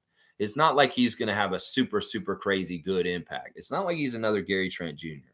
He really isn't at this point. He's more like another Will Barton in some ways than another Gary Trent Jr. as far as where he is in his career. So I wouldn't put that much on Otto. I wouldn't. I really wouldn't. A logical saying, Lex, I think you have lost the plot with Nick Nurse. Not gonna lie. Yes, be critical of his job, but we don't have a clue on what Nick does or doesn't do. Masai knows, though, and I want to assume because Kasuman makes us, yeah, I know what you're saying, Mike. But I'm looking at this very critically. I've been a big, huge defender of Nick Nurse for years now. For years, people came after him for a while. I always stood up for him. But at this point, I'm done. I'm done. I'm done. I'm not going to do it anymore, Mike. He fucked up last week and he lost my support because he really did it in a really bad way. In fact, it made me question everything about whether he's smart or not. Because honestly, seriously, he has a PhD in sports leadership and he made one of the biggest sports leadership kind of blunders that you can make at the end of the season. And that makes me question every single thing about whether he is smart or not. And in some ways, I start to think, well, maybe he's just an egotistical maniac. Then maybe he doesn't know what he's fucking doing. Then maybe some people have said that Kyle Lowry coached our championship team is accurate to a degree in some ways. I question everything now at this point with Nick Nurse just because of that mistake he made last week. And it's just how it is. I'm sorry, Mike. It's just going to have to be that way with me because in some ways he has not coached well this year. He has been a big fail as a coach this season. It's not like he's going to get a better contract through Clutch with his performance this year. A lot of people will look at what's happened this year with the Raptors, and they're not going to value him as high as they did maybe a year or two ago. He's not as hot a commodity as a coach anymore as you think. And in some ways, I'm like, yeah, you know what? Fuck it. I would tell people, well, we know what he is in our hands. This is what I was telling people a couple of months ago, saying we want Nick to continue to be our coach because we know what we've got. And in some ways, getting a new coach is dangerous because you don't know if the new coach will be liked by the team or if the new schemes will work or anything like that. It's very scary because it's out. It's like a whole new thing. And in some ways, I like knowing the security of what we get with Nick. Well, at this point, all that shit's out the window because I know what I'm getting with him is not good results. I know that what I'm getting with him is possibly that the team has cut him out and they're not listening to him completely. I know what I'm getting with him is failed coaching strategies and rotations that are not adding up to wins. So in some ways, I don't want that bird in the hand anymore. The two in the bush look way more attractive. And that's why I'm giving up on him at this point. The argument that I would predict was stand by him before was that it's solid, foundational, good to have him around because he's good for our team. I don't think he is anymore. And that's why I've turned 180 on him and that I'm not supporting him anymore. And I fully support him leaving as not being our coach anymore. I'm sorry, Mike. That's just where I'm at this point. And maybe if I'm assuming too much, well, I'm looking at the results on the court and I'm looking at the decisions he's making, and they look fucking stupid as fuck to me, is what I'm saying today. Cool Cat's saying at this point, we are too late in converting Doughton. Yeah, we should have done it yesterday. He should have been available last night. There's nothing left to play for unless they need to convert him so other teams don't sign him. If now we wait and get get a guard from the draft. No, I don't. He's a restricted free agent this summer. So even if we don't convert him, we have first dibs on him to keep him in our organization, and we probably will. So I'm not worried about him going somewhere else. I know some people are worried about that. If we don't convert him, he's going to go somewhere else. That's not true. Probably will still stick around and be on our team next year. So anybody's worried about not converting him because they think we're going to lose him, that's not something you should worry about, because we'll keep him either way. He's a restricted free agent. We can match the money that anybody else gives him, and we will, trust me, because we really do like him, and he is going to be on our team next year. So anybody's worried about it from that aspect, don't worry about it from that aspect. Now, the other thing is it going to hurt us because we lose somebody like Wheezy? Because it may be like Wheezy's in our plan also, and that may be the whole reason why we don't convert him, is because to convert Jeff, we'd have to cut Joe Wieskamp. And Joe Wieskamp is somebody we'd like to have on our contract next year also in our plans. And that may be a whole part of the reason why, the main reason why we don't convert Jeff is because we value having Joe also. And we would totally, definitely lose him if we converted Jeff. And it's like, what's the point of converting Jeff if we're going to just lose out in the play-in? Like, seriously. Well, he doesn't play this game tomorrow night. He doesn't play Milwaukee game on Sunday. He doesn't play the game last night. He doesn't play in the play-in game. So what? It's not a huge deal because obviously already we're on our way out and we're not trying to play for anything because we've given up. So is it a big deal if we convert Jeff Doughton or not? No, it isn't. So in a lot of ways, it's all kind of hot air and smoke, the whole thing with Jeffrey Doughton right now, because it's not really going to have a huge impact whether we convert him or not. It'll be fine either way. Let's see. MSJ saying at Logical Raptors Fanatic, I'm not sure Lex is so far off with Nick Nurse this year, but it could be this team reimagines things, ditches the 6'9" vision, and Nick Nurse comes back refreshed with new ideas next year. I mean, listen, if he gets a clean slate, once again, I'm not going to damage the relationship, how I feel about Nick, to the extent where if he's still our coach next year, I'm going to hate him so much and turn into Pensair against Nick. I will not do that, guys. I will trust in Masai's judgment as far as who he thinks the coach should be for our team, and I will stand behind him. Once that decision's made, I will fully support and stay positive for that person. Now, if my blind spot about Nick is that I'm totally wrong and that he is valued and Masai keeps him around and everything's fine for him next season, I will fully be back on Team Nick Nurse and fully supporting him in every positive way. I'm not that kind of person that's going to be like, oh yeah, I can't forgive, or like, I can change my opinion and change who I'm rooting for. Because that's what I'm saying. I really do trust Masai and really believe in him and his decision making, that I'm going to just blindly trust him. And even if it's something like, I don't know why you're doing this because Nick was such a dumpster fire last season, I will trust him and give him another chance. And it could very well be you're right. Without Vision 6'9" and positionless basketball being the forefront, with the center and playing point guard and center kind of basketball again, we may have a totally different approach to how we go about our season next year and the way they build our system and how we go into training camp.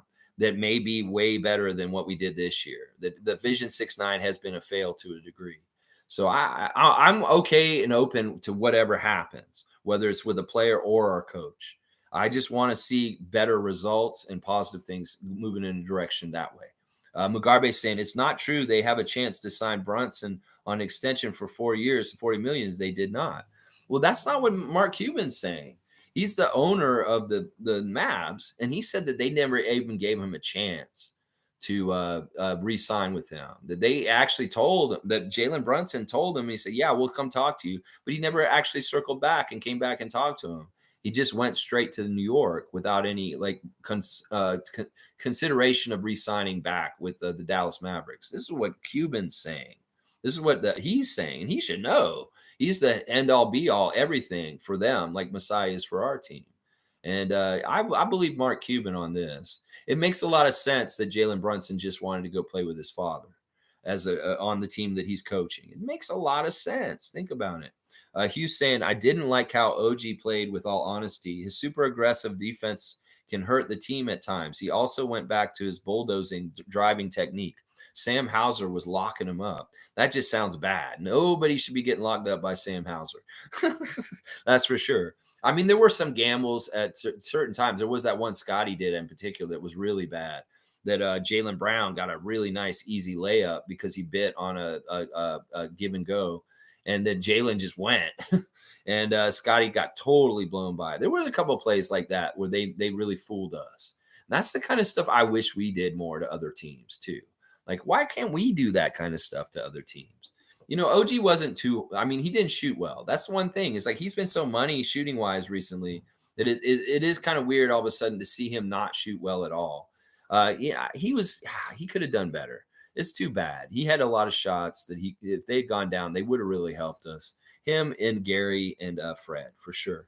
Mike saying, MSJ, this roster was extremely young all year with a period of the most experienced guys out. There was a day one plan we had. We weren't able to get everyone on the court to build the team progression. Yeah. Yeah. Our plans for this season that we had worked on so hard at Rico Hines, training camp, had everything going perfect, had a pretty good start in the first couple of weeks. They all went out the window. Really, with Siakam's injury, it all was a dominoes fall. And then, boom, everything that we were trying to set up and establish team wise with our system, we had to scramble and just kind of do stuff just to try and scrape together and try and win games because the system did not work with the lack of personnel of everybody not being there. And yeah, there were all kinds of problems that spawned into other problems, into other places. That's how things happen with NBA teams. One bad thing goes wrong, and it leads to the next one, and then the next one, and then all of a sudden you have even more worse problems. That's why you don't want dumpster fires on your team. That's why you don't want your coach to talk out of his ass right before an important game against Philadelphia. Let's see.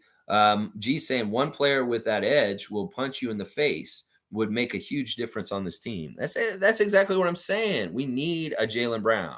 We need a player that has that edge that like Kawhi, somebody that's going to take us home and win games for us. A Michael Jordan kind of mentality. A mentality is like, I am the leader of this team and I am the figurehead, and I prove that this team is the better team out of everybody. In some ways, like I said, Siakam is too casual in this department.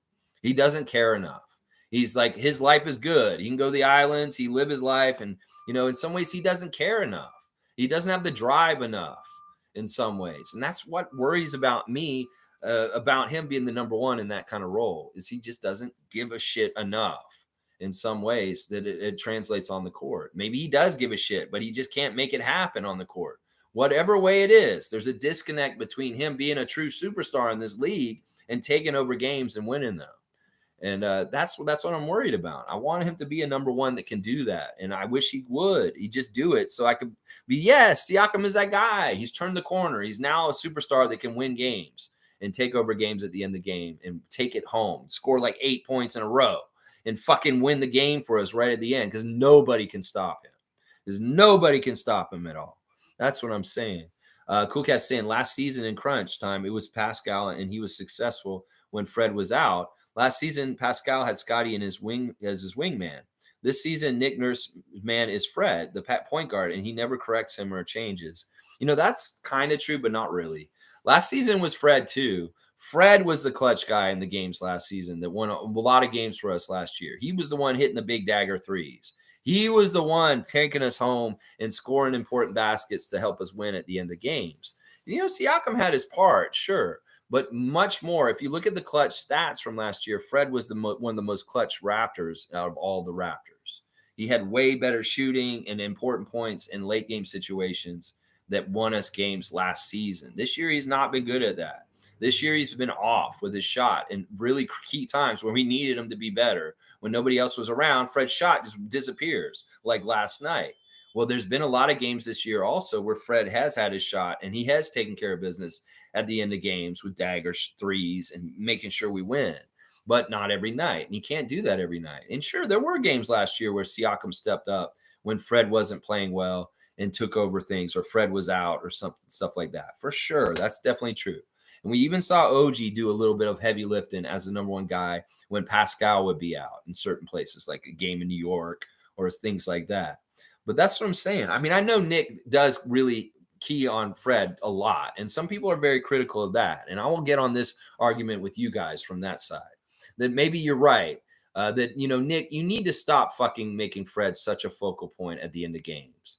And I'm not saying that you need to make it Scotty or Pascal or anybody. I think you just need to get more creative and mix it up. And in some ways, I wouldn't be upset if we saw Fred VanVleet shoot like a 1 for 12 game like he did last night, and you fucking bench him for the last minutes of the game. Seriously.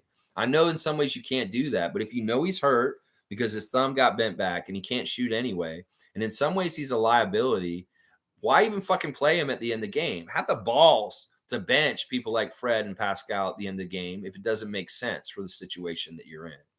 Like, I don't see you having those kind of guts. And in some ways, you need to have those guts to be able to bench any single person on your team at any given time because it's best for you to win. And I don't feel like you do that. You just carte blanche say, okay, Fred, go on out there and play. It may not be the right decision. It may not be the right personnel decision. Maybe you need Chris out there instead because Chris busts his ass and he gets after rebounds and he's all over the place and he's making winning plays in a different way that we need at that time. And sometimes I think that the starting lineup is just so like the way it is. We need more role players that play kind of role stuff in those late game situations to do things like get the rebounds and go make scrappy plays and stuff like that. That we need role player kind of job duties out there to enhance and enrich and fully form our team as good as it can be. And you don't do that. I know Chris is a great role player in the offensive rebounding, the 3-point shooting, the energy, the hustle. But do you use that at key times in the game at the right times? No, you put him out there and he fails, and then you ignore him for the rest of the game. Like in some ways, he's got a role that's very important at the end of the game. And in some ways, you want that guy who's crashing the boards who will get you extra shot opportunities off the glass. And I see that's what I'm saying. Thinking out of the box instead of just saying, "Oh, these are my 5 best guys. These are the starters. They're going to finish and end every game, finish, start, and finish every game." Well, what the fuck? Where's the carrot for the guys on the bench to excel and play so good that they get the chance to play the crunch time? Very rarely do you do that. And often it's only because they're so good. You would get in trouble for not playing them late in the game because they were so hot. That's the only time you ever deviate from that, Nick. And I'm wondering why. Why don't you do that? Why don't you do that? Hugh's saying Jeff was the only other legit point guard apart from Fred. If they don't get him back, they're going to be looking for a point guard from the draft. We still haven't seen Jeff run a lineup by himself. He usually is put at shooting guard. Well, we've seen Jeff do all that stuff in 905, and he has done it on our level also. You're right. He has been our best backup point guard this whole entire season. If they don't, they'll get him back. He's going to be back. He's very happy to be in the Raptors. And like I said, he's a restricted free agent. So if somebody sends him an offer, we can match it and he stays with us. So I'm not worried about Jeff going anywhere. Trust me. He's going to be a Raptor next year, guys. So don't worry about whether we convert him or not. Whether, like I said, it doesn't have anything to do with whether he's going to be on our team next year. He'll be on our team next year no matter what. Stop worrying about that. Carlos saying, morning, fellow freaks. Good morning to Carlo, a great Raptor freak. On a negative morning, we need more positivity. I know I'm being a big part of that negativity right now, but I feel like it's warranted after last night's game. Hugh saying, for some reason, the Fred VanVleet, Jakob Poeltl pick and roll has stopped. I rarely see them run it anymore. I remember when other Raptors fans were complaining that Fred only got his assists because of Jakob's pick and roll. I know. Like, that is a perfect example of one of the things I was trying to say earlier, Hugh, is that, like, we know this is really good, Nick. Why aren't you fucking using it? Like, why don't you beat them over the head with it like Stockton Malone would? That pick and roll that they used so many damn times, and they had so many variations of it. Everybody knew they were going to do a pick and roll, but they couldn't stop it because it was so damn good. Why aren't you using things that we know you have that are very, very good out there to help our chances to win? Like the pick and roll. Did not see that hardly at all last night. Like, seriously, this is exactly what I'm talking about. We know he has good stuff that he could be doing, but he doesn't do it. Like, what are you doing, fucking Nick? Seriously. Mike saying Doughton deserves to be converted 10,000%. But Doughton knows the roster's in flux a bit, but he's spot on. This team next year is locked. No one can take Doughton or Wieskamp, which is the point of the moves. That is part of it. I don't think that we want to drop Joe Weezy because we want him for next year. He's under contract for next year. So it's not as simple as converting Doughton and dropping Weezy. Well, do we drop Delano? Hell no. We don't drop Rexdale's finest. Do we drop Thaddeus? Maybe, but I don't know. I don't think we do. Do we drop Will Barton? Well, maybe that might be what it is we just drop Will Barton and convert Jeff now. That may be the most likely of it. Because in some ways, Will Barton's been a fail. He's had one really good game. And I don't give a shit. If we have Jeff on this team, we don't need Will in some ways, especially if Gary's healthy. In some ways, it's like, do we need another guy that comes off the bench that just misses threes for us? We have Malachi. We don't need fucking Jeff. We don't need Will Barton for that. We got Malachi that does that job for us on our team. So we'll just fucking cut Will and convert Jeff Dowden.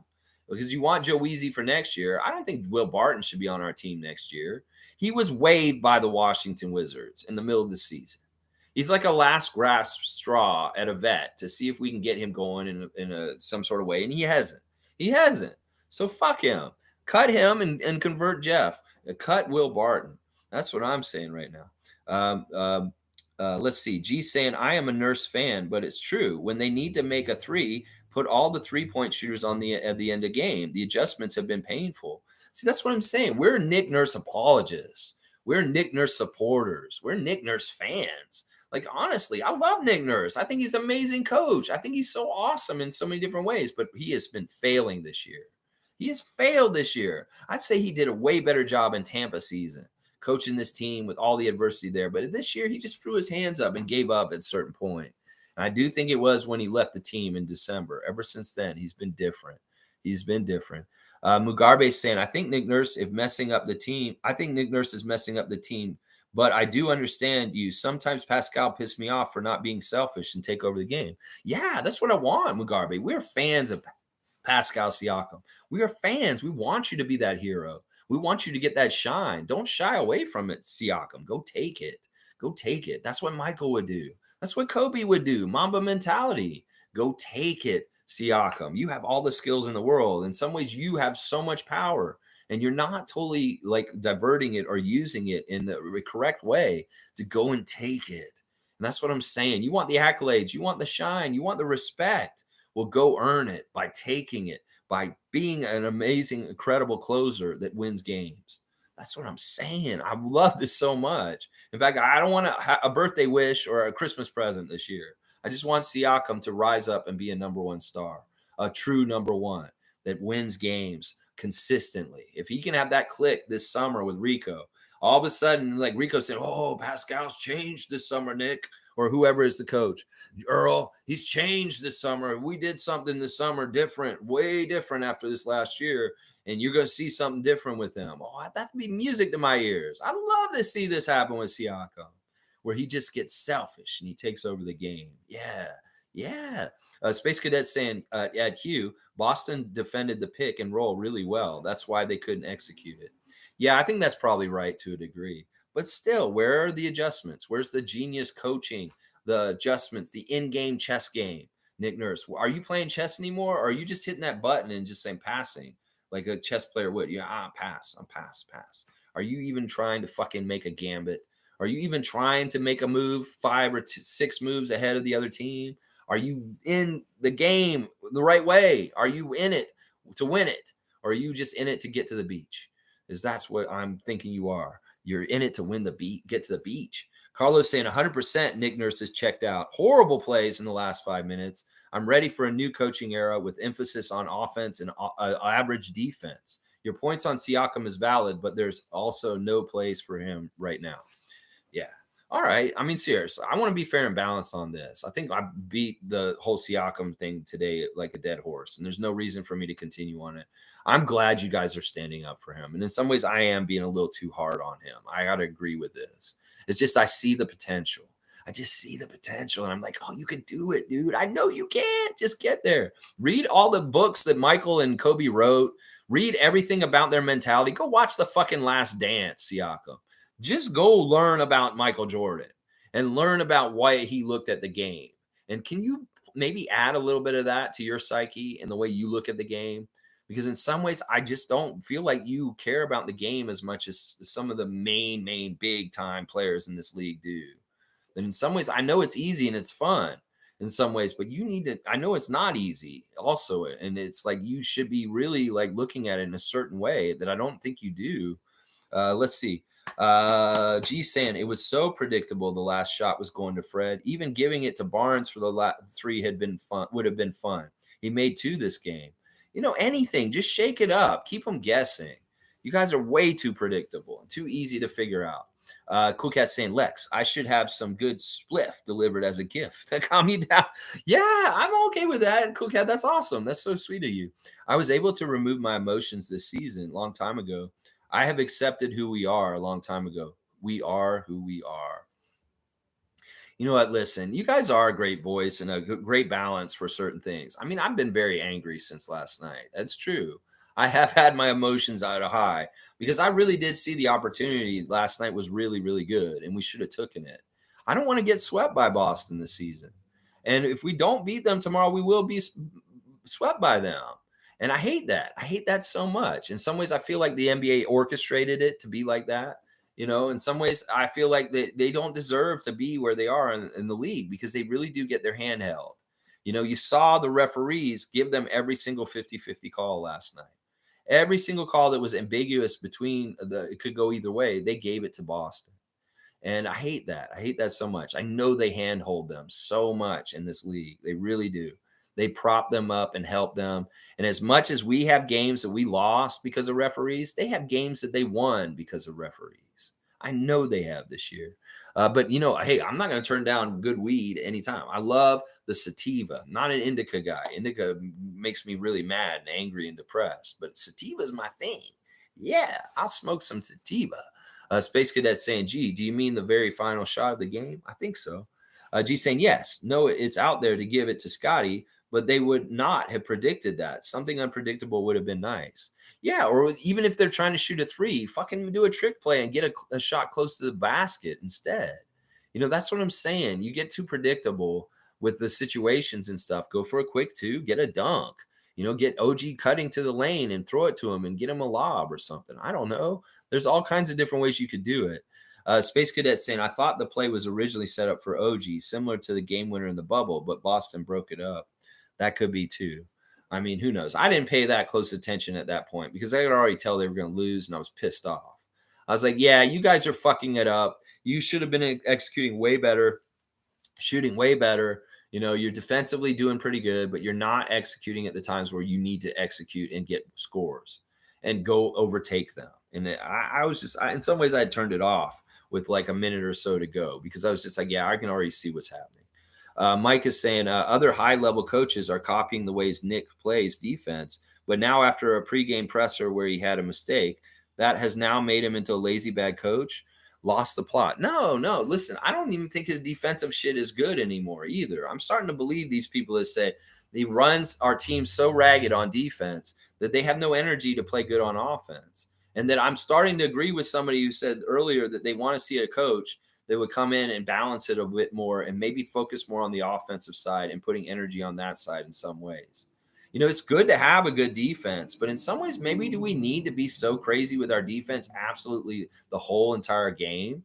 Maybe we should turn that on for specific times, like in the fourth quarter, and maybe play not so all out for the rest of the game so that our guys aren't so worn out in some ways. Like that is a big, huge argument that people that don't like how Nick Nurse has coached his team say this. They said that, well, how the fuck are we supposed to be good on offense when he has them running so ragged on the defensive end? And I get that. That logic sounds sound to me in some ways. These guys put so much effort out on the defensive end. What do they have left over on the offensive end? And in some ways, that makes a lot of sense. It really does. And they can be copycatting him, boxing one, and all that kind of stuff. Doesn't mean he's on the cutting edge of things anymore. It may have passed him. He may have been the cutting edge for a little while after the championship and around then, but it may be that he's gotten stale. His new tricks are not new. He doesn't have any new tricks. He's been doing the same tired shit for a couple years now, and everybody's figured him out. I think that's very accurate. Space Cadet saying at least that's what I heard in the post game. Yeah, I think that's what Nick said too about the last play. G saying maybe you're right. That could be my own perspective. My feeling is it was going to be Fred. You're probably right. That's why giving it to Scotty would have been unpredictable. I just wanted to see some differences. I can understand Casey using Lou Williams over and over again at the end of this game because he's a really good shooter in all kinds of situations with everybody hanging all over him. And everybody knew that Lou Williams was going to be shooting that last shot when he was on our team in his six man. That was so predictable. But in some ways, he was still successful despite it. And in some ways, that made it okay. Well, that's the thing. We're going to do this over and over again with Fred. Well, he has to be successful. And then we can feel like that's okay to be so predictable to do that. It's not like Lou Williams and six man of the year for the Raptors a couple years back with Dwayne Casey always calling his number for big shots and clutch moments back then. It's not like that. These guys don't make it happen like Lou Will used to. Seymour saying Fred played out of pocket. Gary Trent looked awful. I don't know. It's a tough one, folks. This Titanic might sink, but I want to stay positive. Well, let's sink it right at the end of the season where it doesn't matter. We'll be in the off season, and we can go into the off season with, wanting to make changes and gumption and look to the positive and look to the good stuff and hope and trust with Bobby and Masai that they will make this team a way better addition for next season. And that's what we got to think about, Seymour, in some ways. I can tell you there is still a chance. There is still a chance. We're technically still in there. But really, do we have a chance with everything that's going on? Hughes saying, I don't blame Nick for not putting Fred out there. Fred is our only reliable point guard who can run an offense. Pascal can't run a lineup. Scotty can't run a lineup yet. So the only guy left is Fred. This is true. Like Fred has to be out there. I know I'm saying stuff like, well, why don't you bench Fred if he's 1 for 12? Well, that's not really realistic in some ways because of everything else that he needs to be out there for other than even shooting. So I'm with you on this, Hugh. He's actually very much necessary to be out there at the end of the game. Now, is it necessary for him to have the ball go through him all, or is it necessary for him to be absolutely controlling everything about the end of the game? Not necessarily, but maybe he needs to be out there at least. G's saying the number one skilled issue for this team to me is the three-point shot. I see that they are trying to develop Precious into a three-point shooter. Some natural shooters would make things easier. Yeah, I think Precious is a good three-point shooter, actually. He really steps into him, and him and OG are kind of similar in that way. Like Precious could be a three-point shooter like OG. So that is definitely a good place to continue to develop with him. All these guys could be better shooters for sure. And that's why maybe we need Joe Weezy around still and Otto Porter to return next year. And that maybe these will be things that will help us. I don't know what Gary's future is with us, but we do need more three-point shooting. I agree with this. This is a number one skill issue for sure. He was saying, I put that on Masai for not helping Fred and giving him a backup point guard to work with. Well, he did. It's Malachi. But in some ways, Nick didn't develop Malachi correctly, or Malachi isn't an NBA point guard. He's actually just a short shooting guard, and he can't play point guard. I mean, is Delano the backup point guard? No, because he's too long and spindly, and he didn't get played enough. Jeffrey Dowden Jr. is the backup point guard. He has been more recently, and finally, we were getting good backup point guard minutes from him. Finally, at this point in the season. But now, his two ways up, and we don't know if he's going to play again for us this season. Hughes saying people compare Fred and Lowry, but fail to understand Lowry had a great team to work with. Lowry had Fred coming off the bench. Who does Fred have? I don't like this. I think that this isn't totally fair right here because, like, I get it. Lowry had a fantastic team and a lot more vets around him when he was on the team. And in some ways, that is part of the problem with Fred is that we're younger and we're less experienced. And that's why we don't look as sound around Fred like the team looked around Lowry. I can kind of get with this, but not totally. I feel like that Fred, in some ways, it's not his fault, but like in some ways, this team could be a lot better. So I'm going to blame Nick. He could have gotten more out of the team. Seymour saying losing to a Tatumless Celtics team is uncalled for, totally unacceptable. Brogdon looking like an all-star when we all know he's a bum. I'm pissed. These guys need a new coach, a new system. See, Seymour's on it too. And that's what I'm saying. Everything that he's saying right there is how I feel right now too.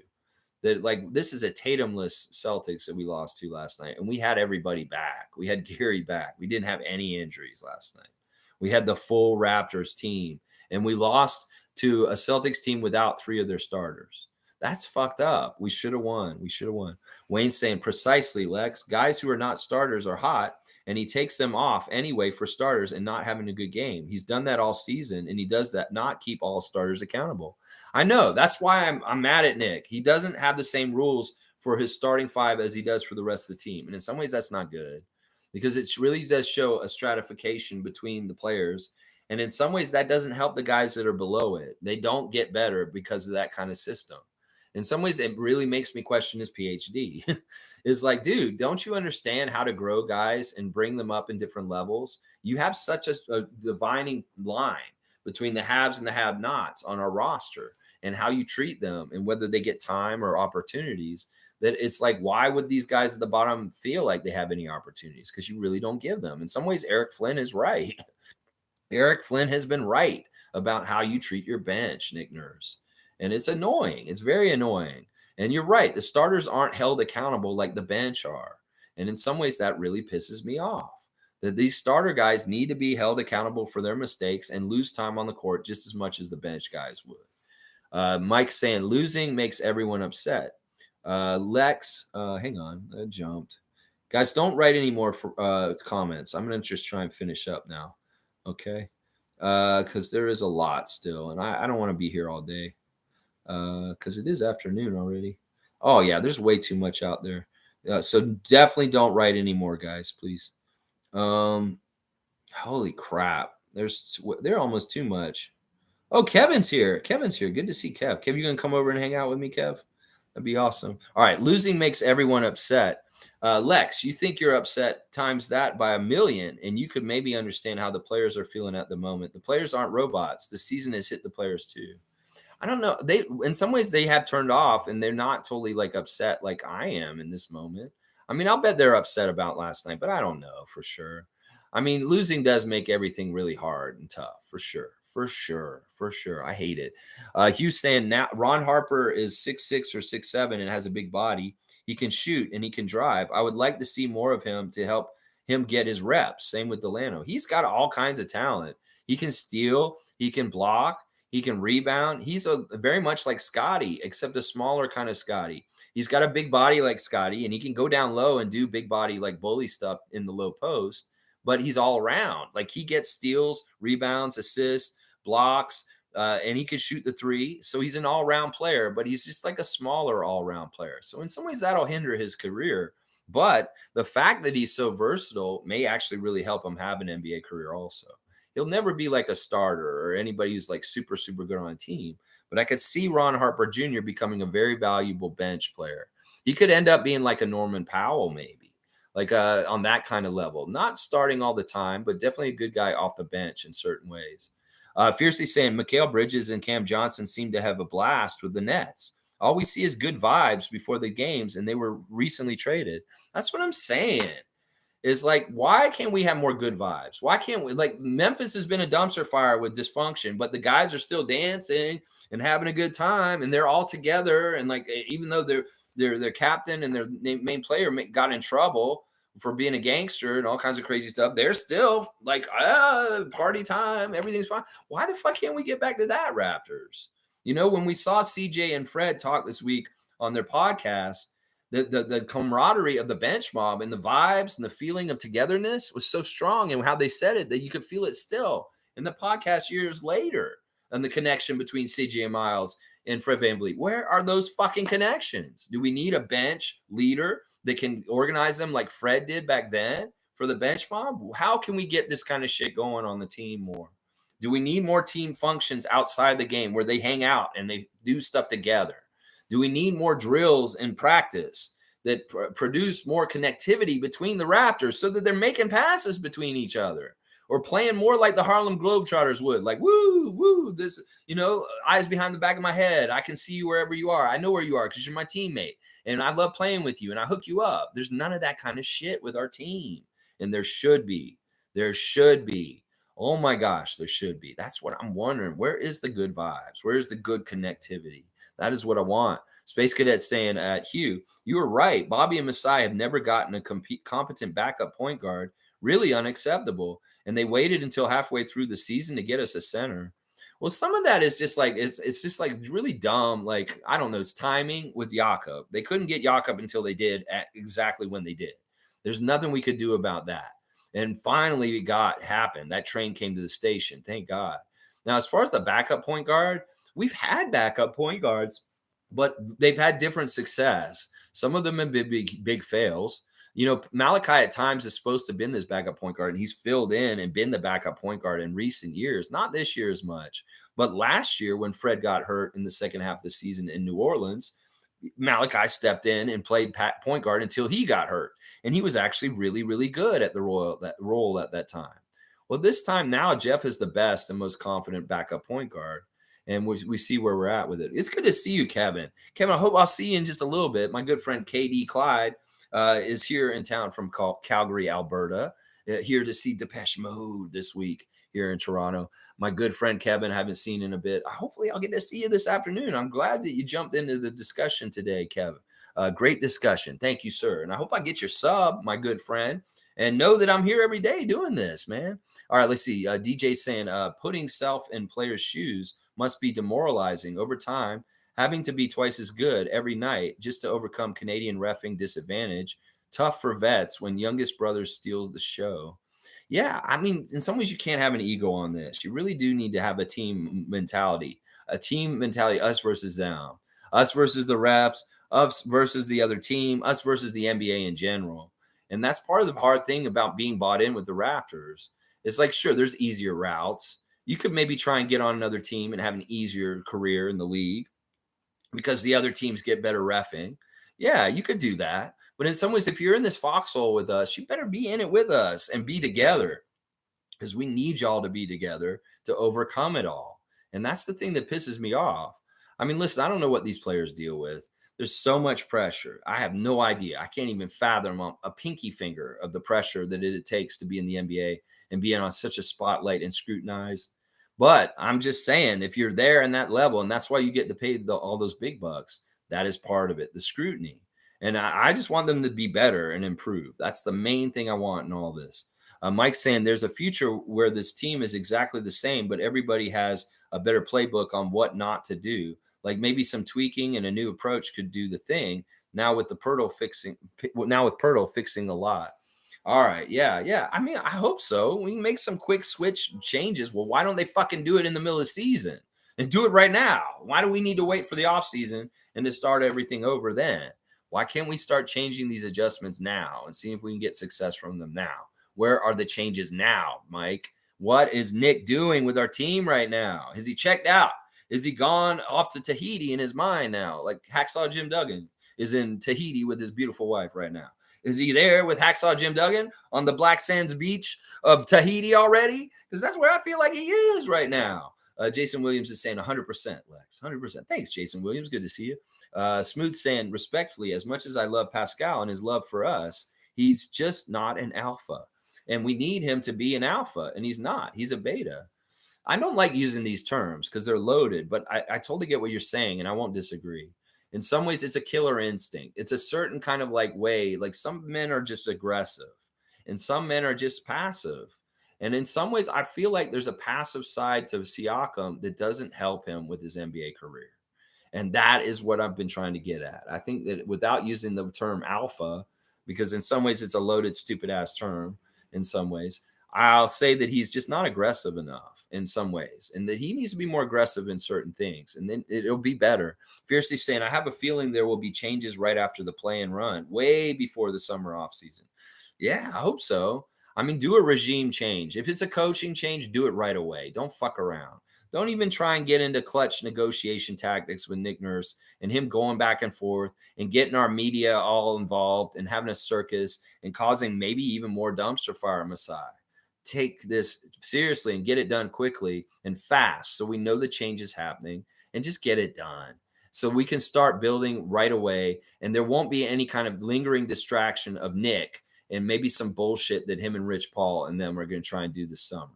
So I say, listen, you guys go and interview him, figure it out. You guys know more internally. If he is going to stick around, well, make sure that he's on the right page with you and that he's not going to fuck around with bullshit and he's going to get better.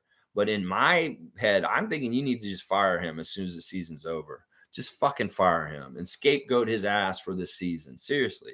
Say it's his fault. The season is his fault and we'll scapegoat him. And then all the players don't have to get all the bullshit and the front office doesn't either. Just scapegoat the hell out of Nick. Fire him as soon as the season's over and fucking get a new coach and start over and start them building the team on their new vision. That's what I want.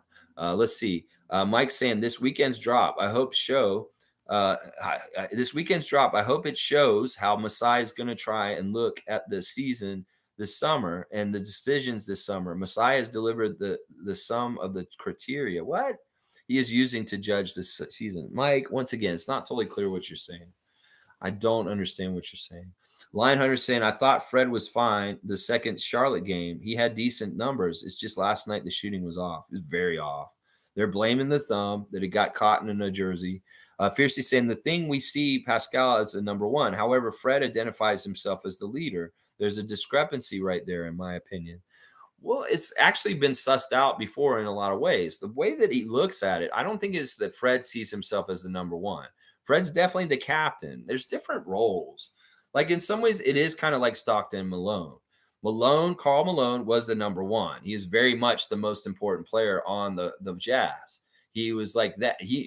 Karl Malone was obviously the number one player on that team, but John Stockton was the leader and the captain. And in some ways, he was in conjunction with him in certain ways. That's the way we should be looking at it. Because in some ways, the quarterback, the point guard was John Stockton, is Fred VanVleet. But the most important player is Siakam. And in some ways, Fred's job is to set up Siakam for success and get him to score more and score better. I know those guys are tight. They've been together since they were rookies. But in some ways, they're not as tight as I'd like them to be.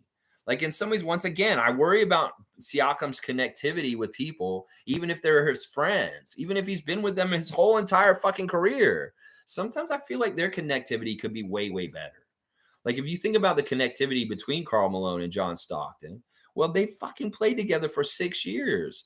Why isn't Fred and Pascal more on the same page and playing together in certain ways? I wonder about that. In some ways, I don't know if those two guys totally get along together exactly right. Like in some ways, I don't know. I don't totally buy that the bench mob guys are all cool with each other. In fact, I've even sensed that Pascal and Jakob don't get along the same way as they used to when they were together as best friends as rookies.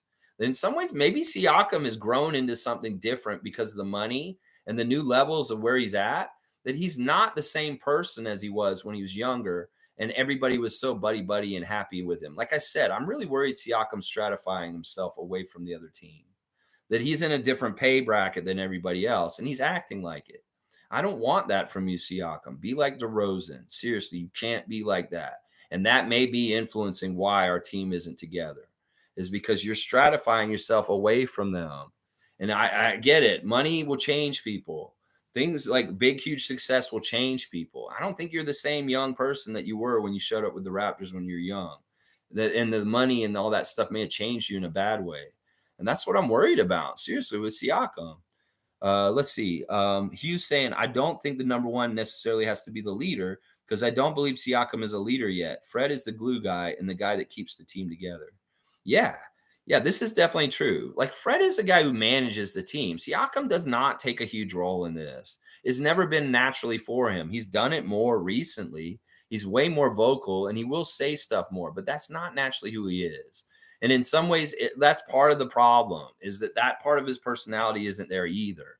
Is that in some ways he needs to be a more engaged leader in certain ways. Sure, he can lead by example. I show up early. I work hard. I do this all the time. And people can see that. But maybe we need you to be a leader in other ways also, not only on the court by leading, by taking over. Let's see. Wayne saying it has to be the coach who does not manage the team when they go away from what works time and time again without the coach reining them in. We have seen it straight out of Hero's selfish play.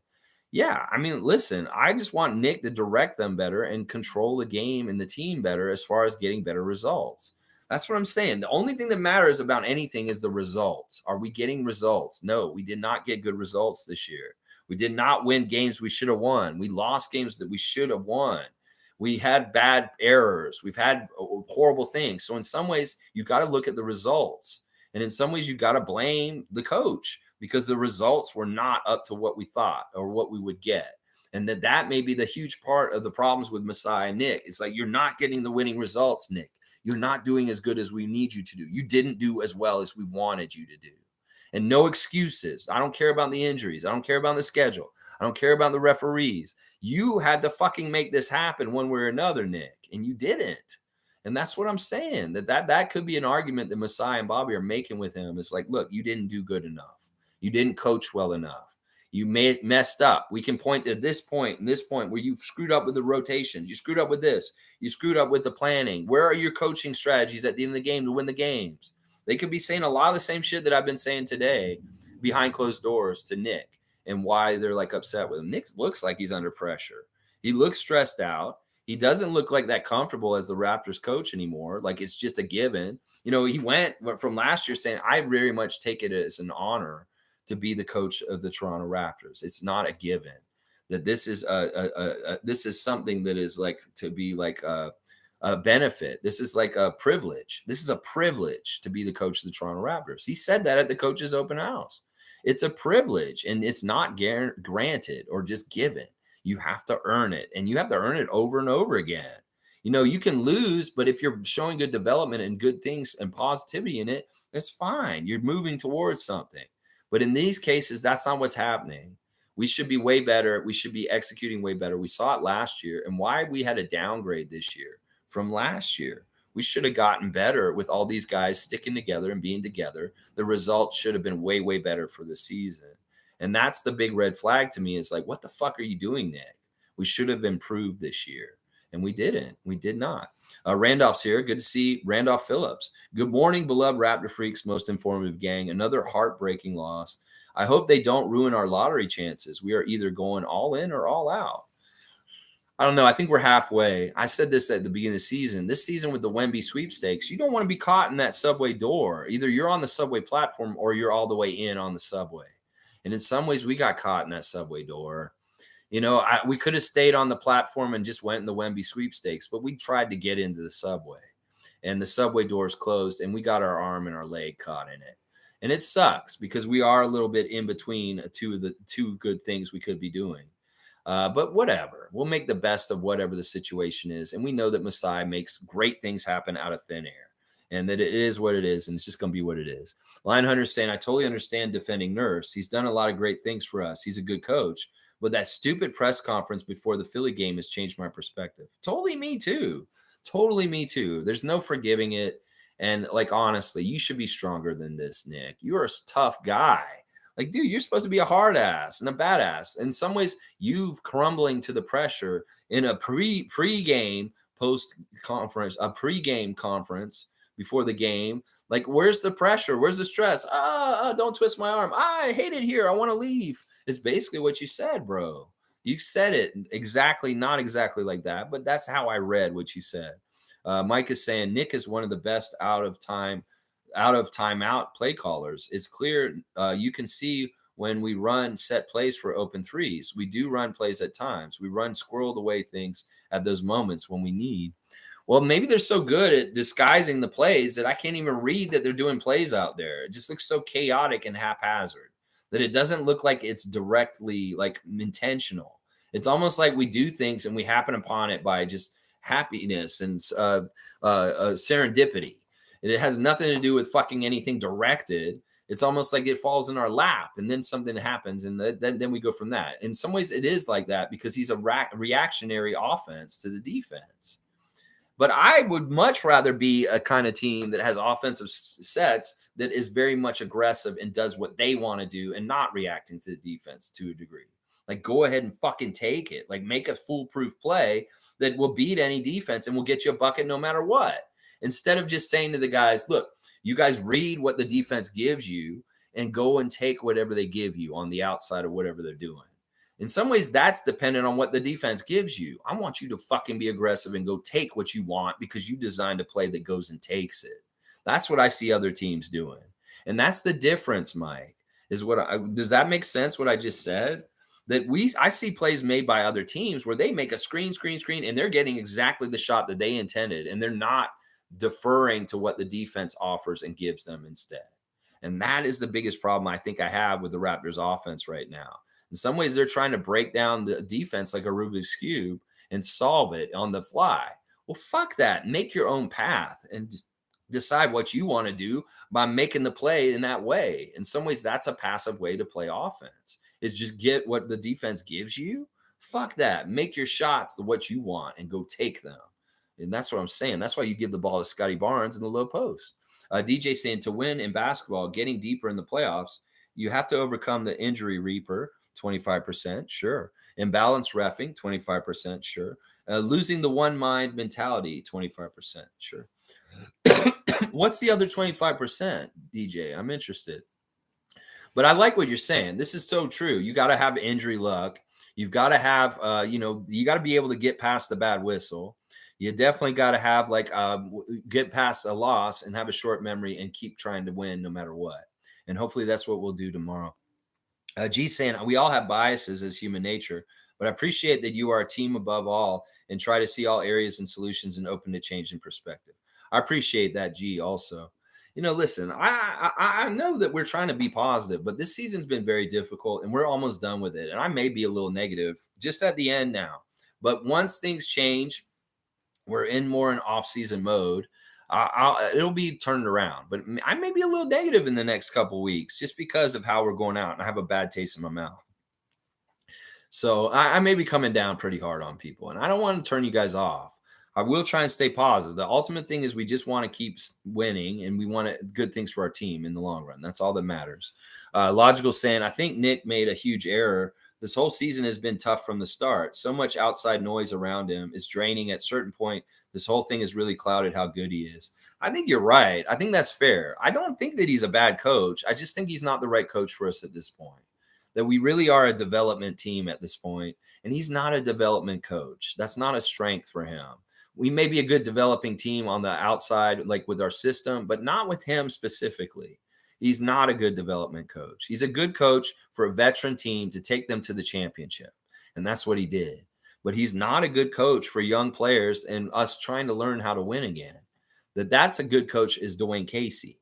And that's the case. Like right now, we'd be better off with Dwayne Casey right now as our coach. I really, truly believe that right now, that we're more back in that position with our franchise, that we need more of that kind of coach than an end of the line, get you over the top to get you a championship kind of coach like Nick is. Because in a lot of ways, that's who he is. And that's why I think it'll be a huge, huge disaster if he goes and coaches the Houston Rockets next season. Because he's not that kind of coach. He's not the coach that the Rockets need. That's for sure. He's definitely not. So it'll be interesting. G saying, I think Nurse is very good for experience. Yeah, this is some G and I always echo the same shit. Like it's amazing how much him and I think alike, because he's exactly saying kind of what I just said. I think Nurse is a very good for experienced high IQ teams. This team is very young and needs some development, and maybe this is where the disconnect is at. Exactly. Reiterating my point with what he's saying right there. Space Cadet saying at least half of Fred's shots were good shots. They were all good shots. Honestly, he wasn't taking bad shots. He was just missing them. And he was wide open too. But 2 of them were half court heaves, and 4 of them were at the end of the shot clock where he had no choice. But the rest were open and need to be made. Yeah, I think that's all fair. That's pretty good descriptions. Cool Cat saying, I'm just relaxed and looking forward to Masai's State of the Union. Then I look forward to the changes in the team.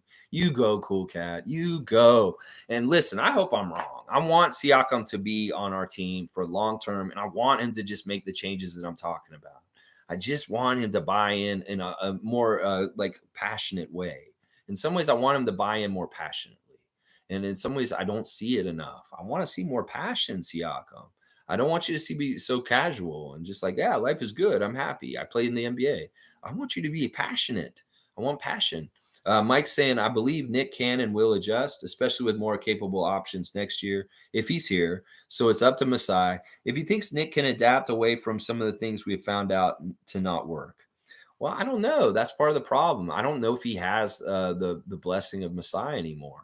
That it really does seem like there's a disconnect between those two people, and he may not have the blessing of the front office anymore, and that may be part of the problem also. And that may be why Nick did what he did last week, is he knows that. And who knows? It's just all a dumpster fire right now. DJ saying, turn off Noah for the rest of the season. Her voice is annoying. Do you think the Noah system has the same kind of voice as like a GPS? Like that lady, I saw her on TV the other day. It's like she's the lady on all the GPSs. She's some British lady with blonde hair. It's just like, I'm the one who's telling you destination arrived and all this stuff. Turn left in 100 meters. You think the Noah's voice is the same as like a GPS voice? I don't think it is. Or like the voice on the TTC, Spadina Station. You know, like they say it on the subway. I don't know. I thought that the Noah's voice was male for some reason. For some, maybe it's because the name's Noah, and maybe it's like, "Hey, bro, to the left, bro," or something like that. Or maybe it's just like shooting to the right, or something like sounds like data or something. That's pretty funny. Let the artistic part of sports shine through. I kind of agree with this, DJ. You know, seriously, this is such true thing. This is like I was mentioning the Globetrotters earlier. Well, they're in some ways they don't like to be confined. They don't like to be like in a box. They like to have that free flow form of jazz in the basketball game. And then the Noah is so rigid and telling you to shoot perfectly in some ways. It's like, go fucking take the Noah system out of the wall, take it out with an axe and throw it in Lake Ontario and fucking get out there and just shoot the shots and just get back into the mojo and the vibes of playing basketball and feeling the ball as an extension of your body and how you manipulate it and the way it goes in the basket and stuff like that. Forget about the Noah system telling you the instincts to shoot the ball better. Go ahead and just use your own instincts and use the magic of basketball in that kind of way. I know exactly what DJ's talking about. And in some ways, I thought about this season, because it seemed like when the Noah system came in, we started shooting worse all of a sudden. It's like we've had a horrible shooting year and we got this stupid ass Noah system around. Has it made our shooting better? No, our shooting has been worse this year. And in some ways, I wanted to blame Noah earlier this season. We were like, let's go get Noah. It's his fault.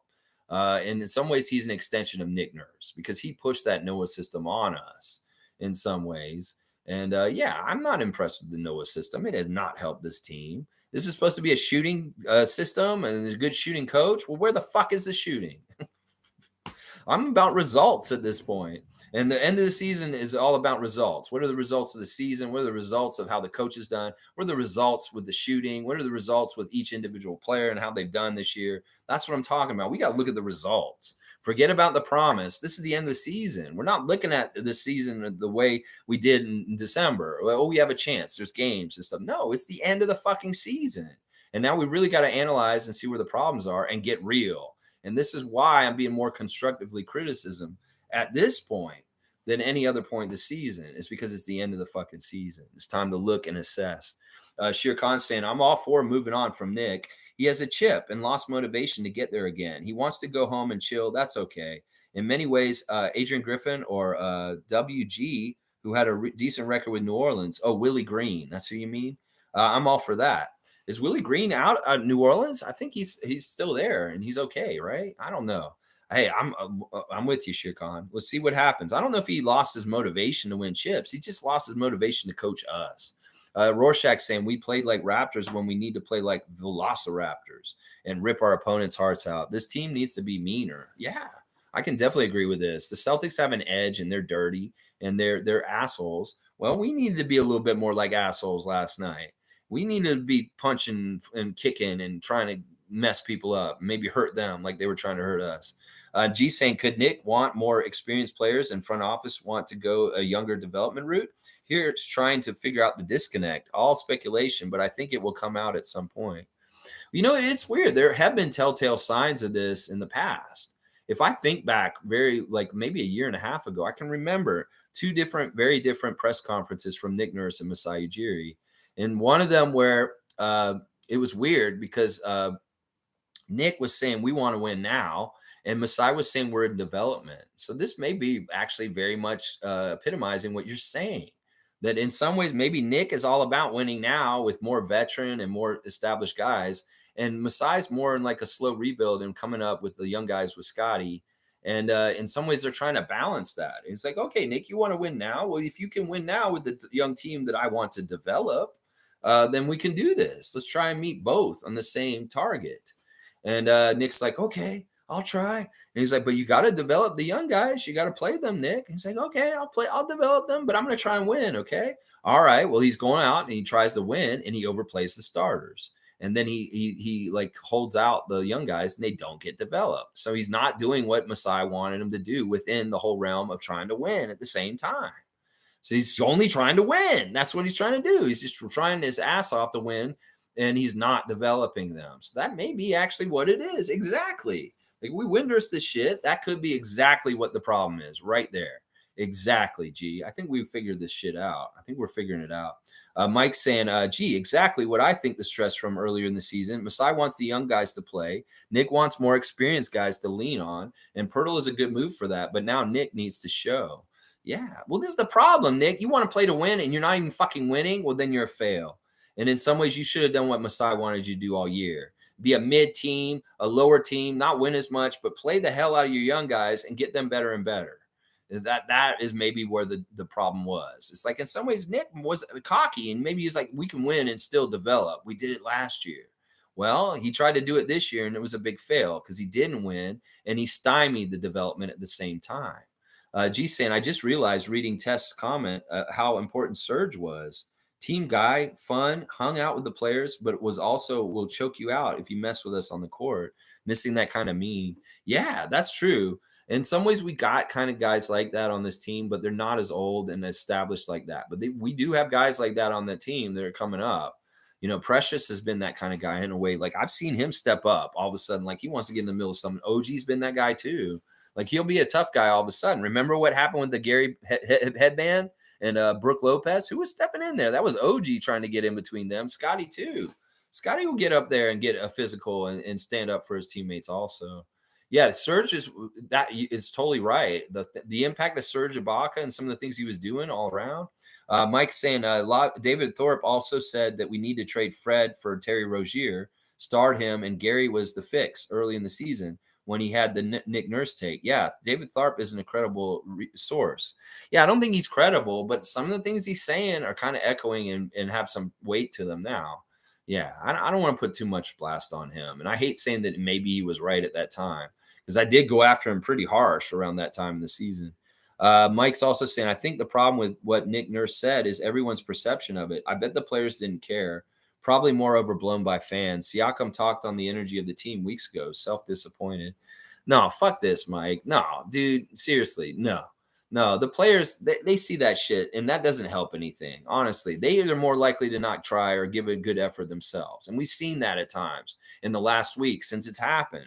Mixed effort, some poor effort at certain times. Why the fuck should they play all out if they really do feel like their coach has already given up on the season? Seriously, the players care. They're just not going to say anything publicly. And Siakam didn't give a shit about whether we signed him or not. If he really cared about Nick Nurse and wanted to keep him, you said, I love Nick Nurse. He's a great coach. I've really enjoyed being under him. He didn't say any of that with Malika Andrews. He said, I'm going to let the other guys do their job and they can make that decision. So he didn't even fucking stand up for Nick in that moment. And that's very telling in some ways. What he didn't say is very telling. DJ saying OG has better handles than last year and he can go downhill. Pascal is without a doubt overall better, a more balanced game. Fred can work the lob and hide behind Pirtle for shots. In 2 years, Scotty Barnes will come of age. I love what DJ's saying there. That's all very positive and very astute, and I won't disagree with any of it. You go, DJ. Glad to see you here today. Hughes saying, it sucks to see how much hate Pansere's fan base has built up for Freddie. Practically everything Freddie does, he gets slandered for. He was getting hate for his 2020 game too. It's embarrassing. I know. It's ridiculous. And that's why I kind of give Fred a pass to a degree on this channel, is because I understand there's a way stronger imbalance of stuff that's getting said about him in other places. You know, like I said, he took ownership last night. And in some ways, I thank him for that because he's exactly right. He makes a couple shots. We win that game. It's on him. He should have won the game for us. And it's his fault. He said it's his fault, and I'll say it's his fault, and he's right. It is his fault.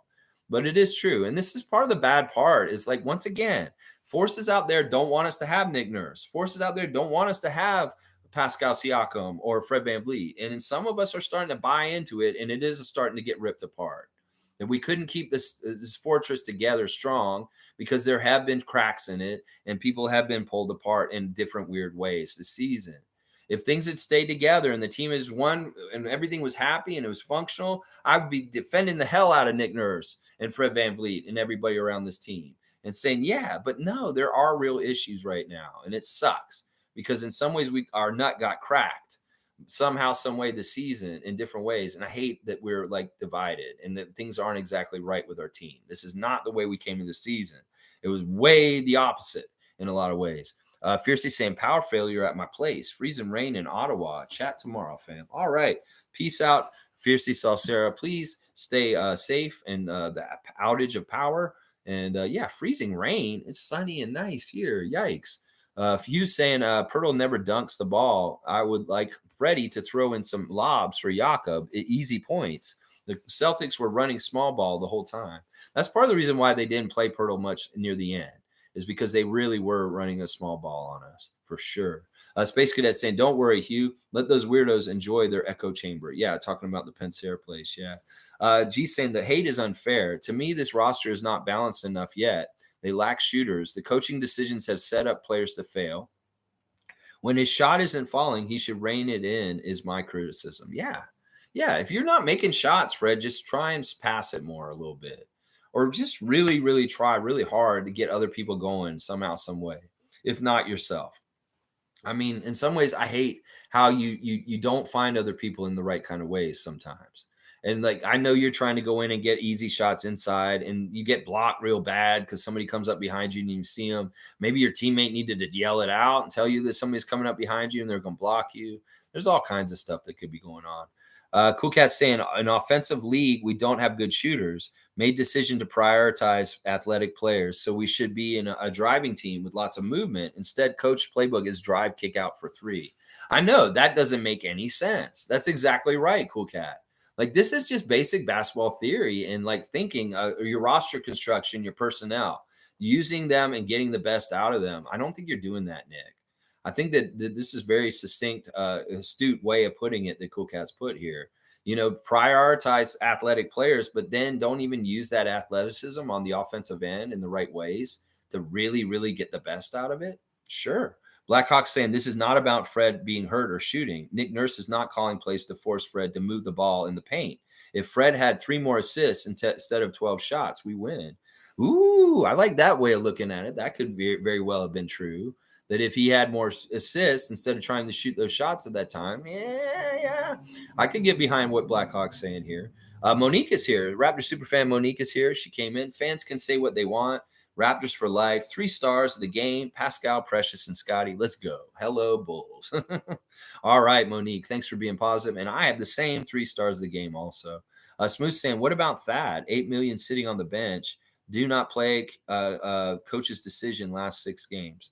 I think that's very much because they didn't want him to get even more money. And that's part of it. And yeah, he hasn't got it in. I don't know. Cutting him, I don't know. I'm going to wrap things up, though. We're at 3.5 hours. It's crazy. He's saying it really is simple. If you score 4 points per quarter, you end with a solid 16. If you score 6 points per quarter, you end up with 24. The formula is there. No one is applying it. Yeah, and part of Nick Nurse's criticism of our players this year, too, is in some ways the players need to take ownership of the versus matchups, like Fred versus the other point guard, Pascal against his counterpoint on the other side, OG against 2, Scotty against 2, the bench guys against the bench guys. And that in some ways y'all need to take those matchups seriously and say, I have to outscore my person across from me. And some of that is not happening. Like, there needs to be a competitiveness derived from that. That's historically something that NBA players very much kept track of. It's like, well, how much do I have and how much is the guy that I'm guarding has? And you have to win that one-on-one battle in the game. And then often these guys aren't trying to meet those challenges, that our Raptors aren't meeting the challenges of their rivals on the other side and what they're trying to produce and score and winning those matchups. That's how you win games. is beating the one-on-one matchups across the board. Like if your centers, you're getting beat at center by the other team, well, you beat them at point guard and shooting guard at two other positions. And these guys aren't trying to match them with the scoring. Nobody's trying to step up. And I'm looking at you, Jaylen Brown, and I want to outscore you. Like who is that? Our 28 points for Siakam. Okay, he did have the highest points on our side, but he didn't outscore Malcolm Brogdon. Malcolm Brogdon got the most points out of anybody off the bench, 29 points. Jaylen Brown had 25 points. Where's OG, who's guarding him, saying himself, well, I want to try and outscore Jaylen tonight.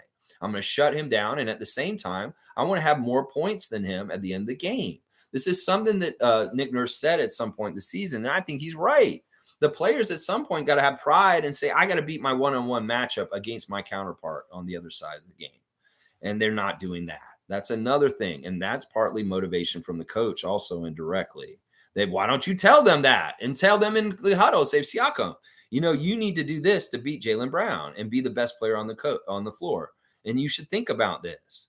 In some ways, Siakam's so detached, he doesn't even realize he almost has a triple-double. He doesn't care about individual stats or anything. Well, maybe you should care about that shit, Siakam. Maybe we'll see even more better play out of you because you are aware of what you're putting up and doing out there. Because sometimes you come out and you say, I didn't even realize I had that, or I didn't even know that. Fucking get dialed in. Seriously, come on, man. Let's see. Mike's saying young team equals developing shots. Messiah's gone over the choice to get shooters that can't do other things, makes them unusable with us in ways. Developing the best defenders' shots is the championship's way. Okay, yeah, I understand with Division 6-9 what you're saying.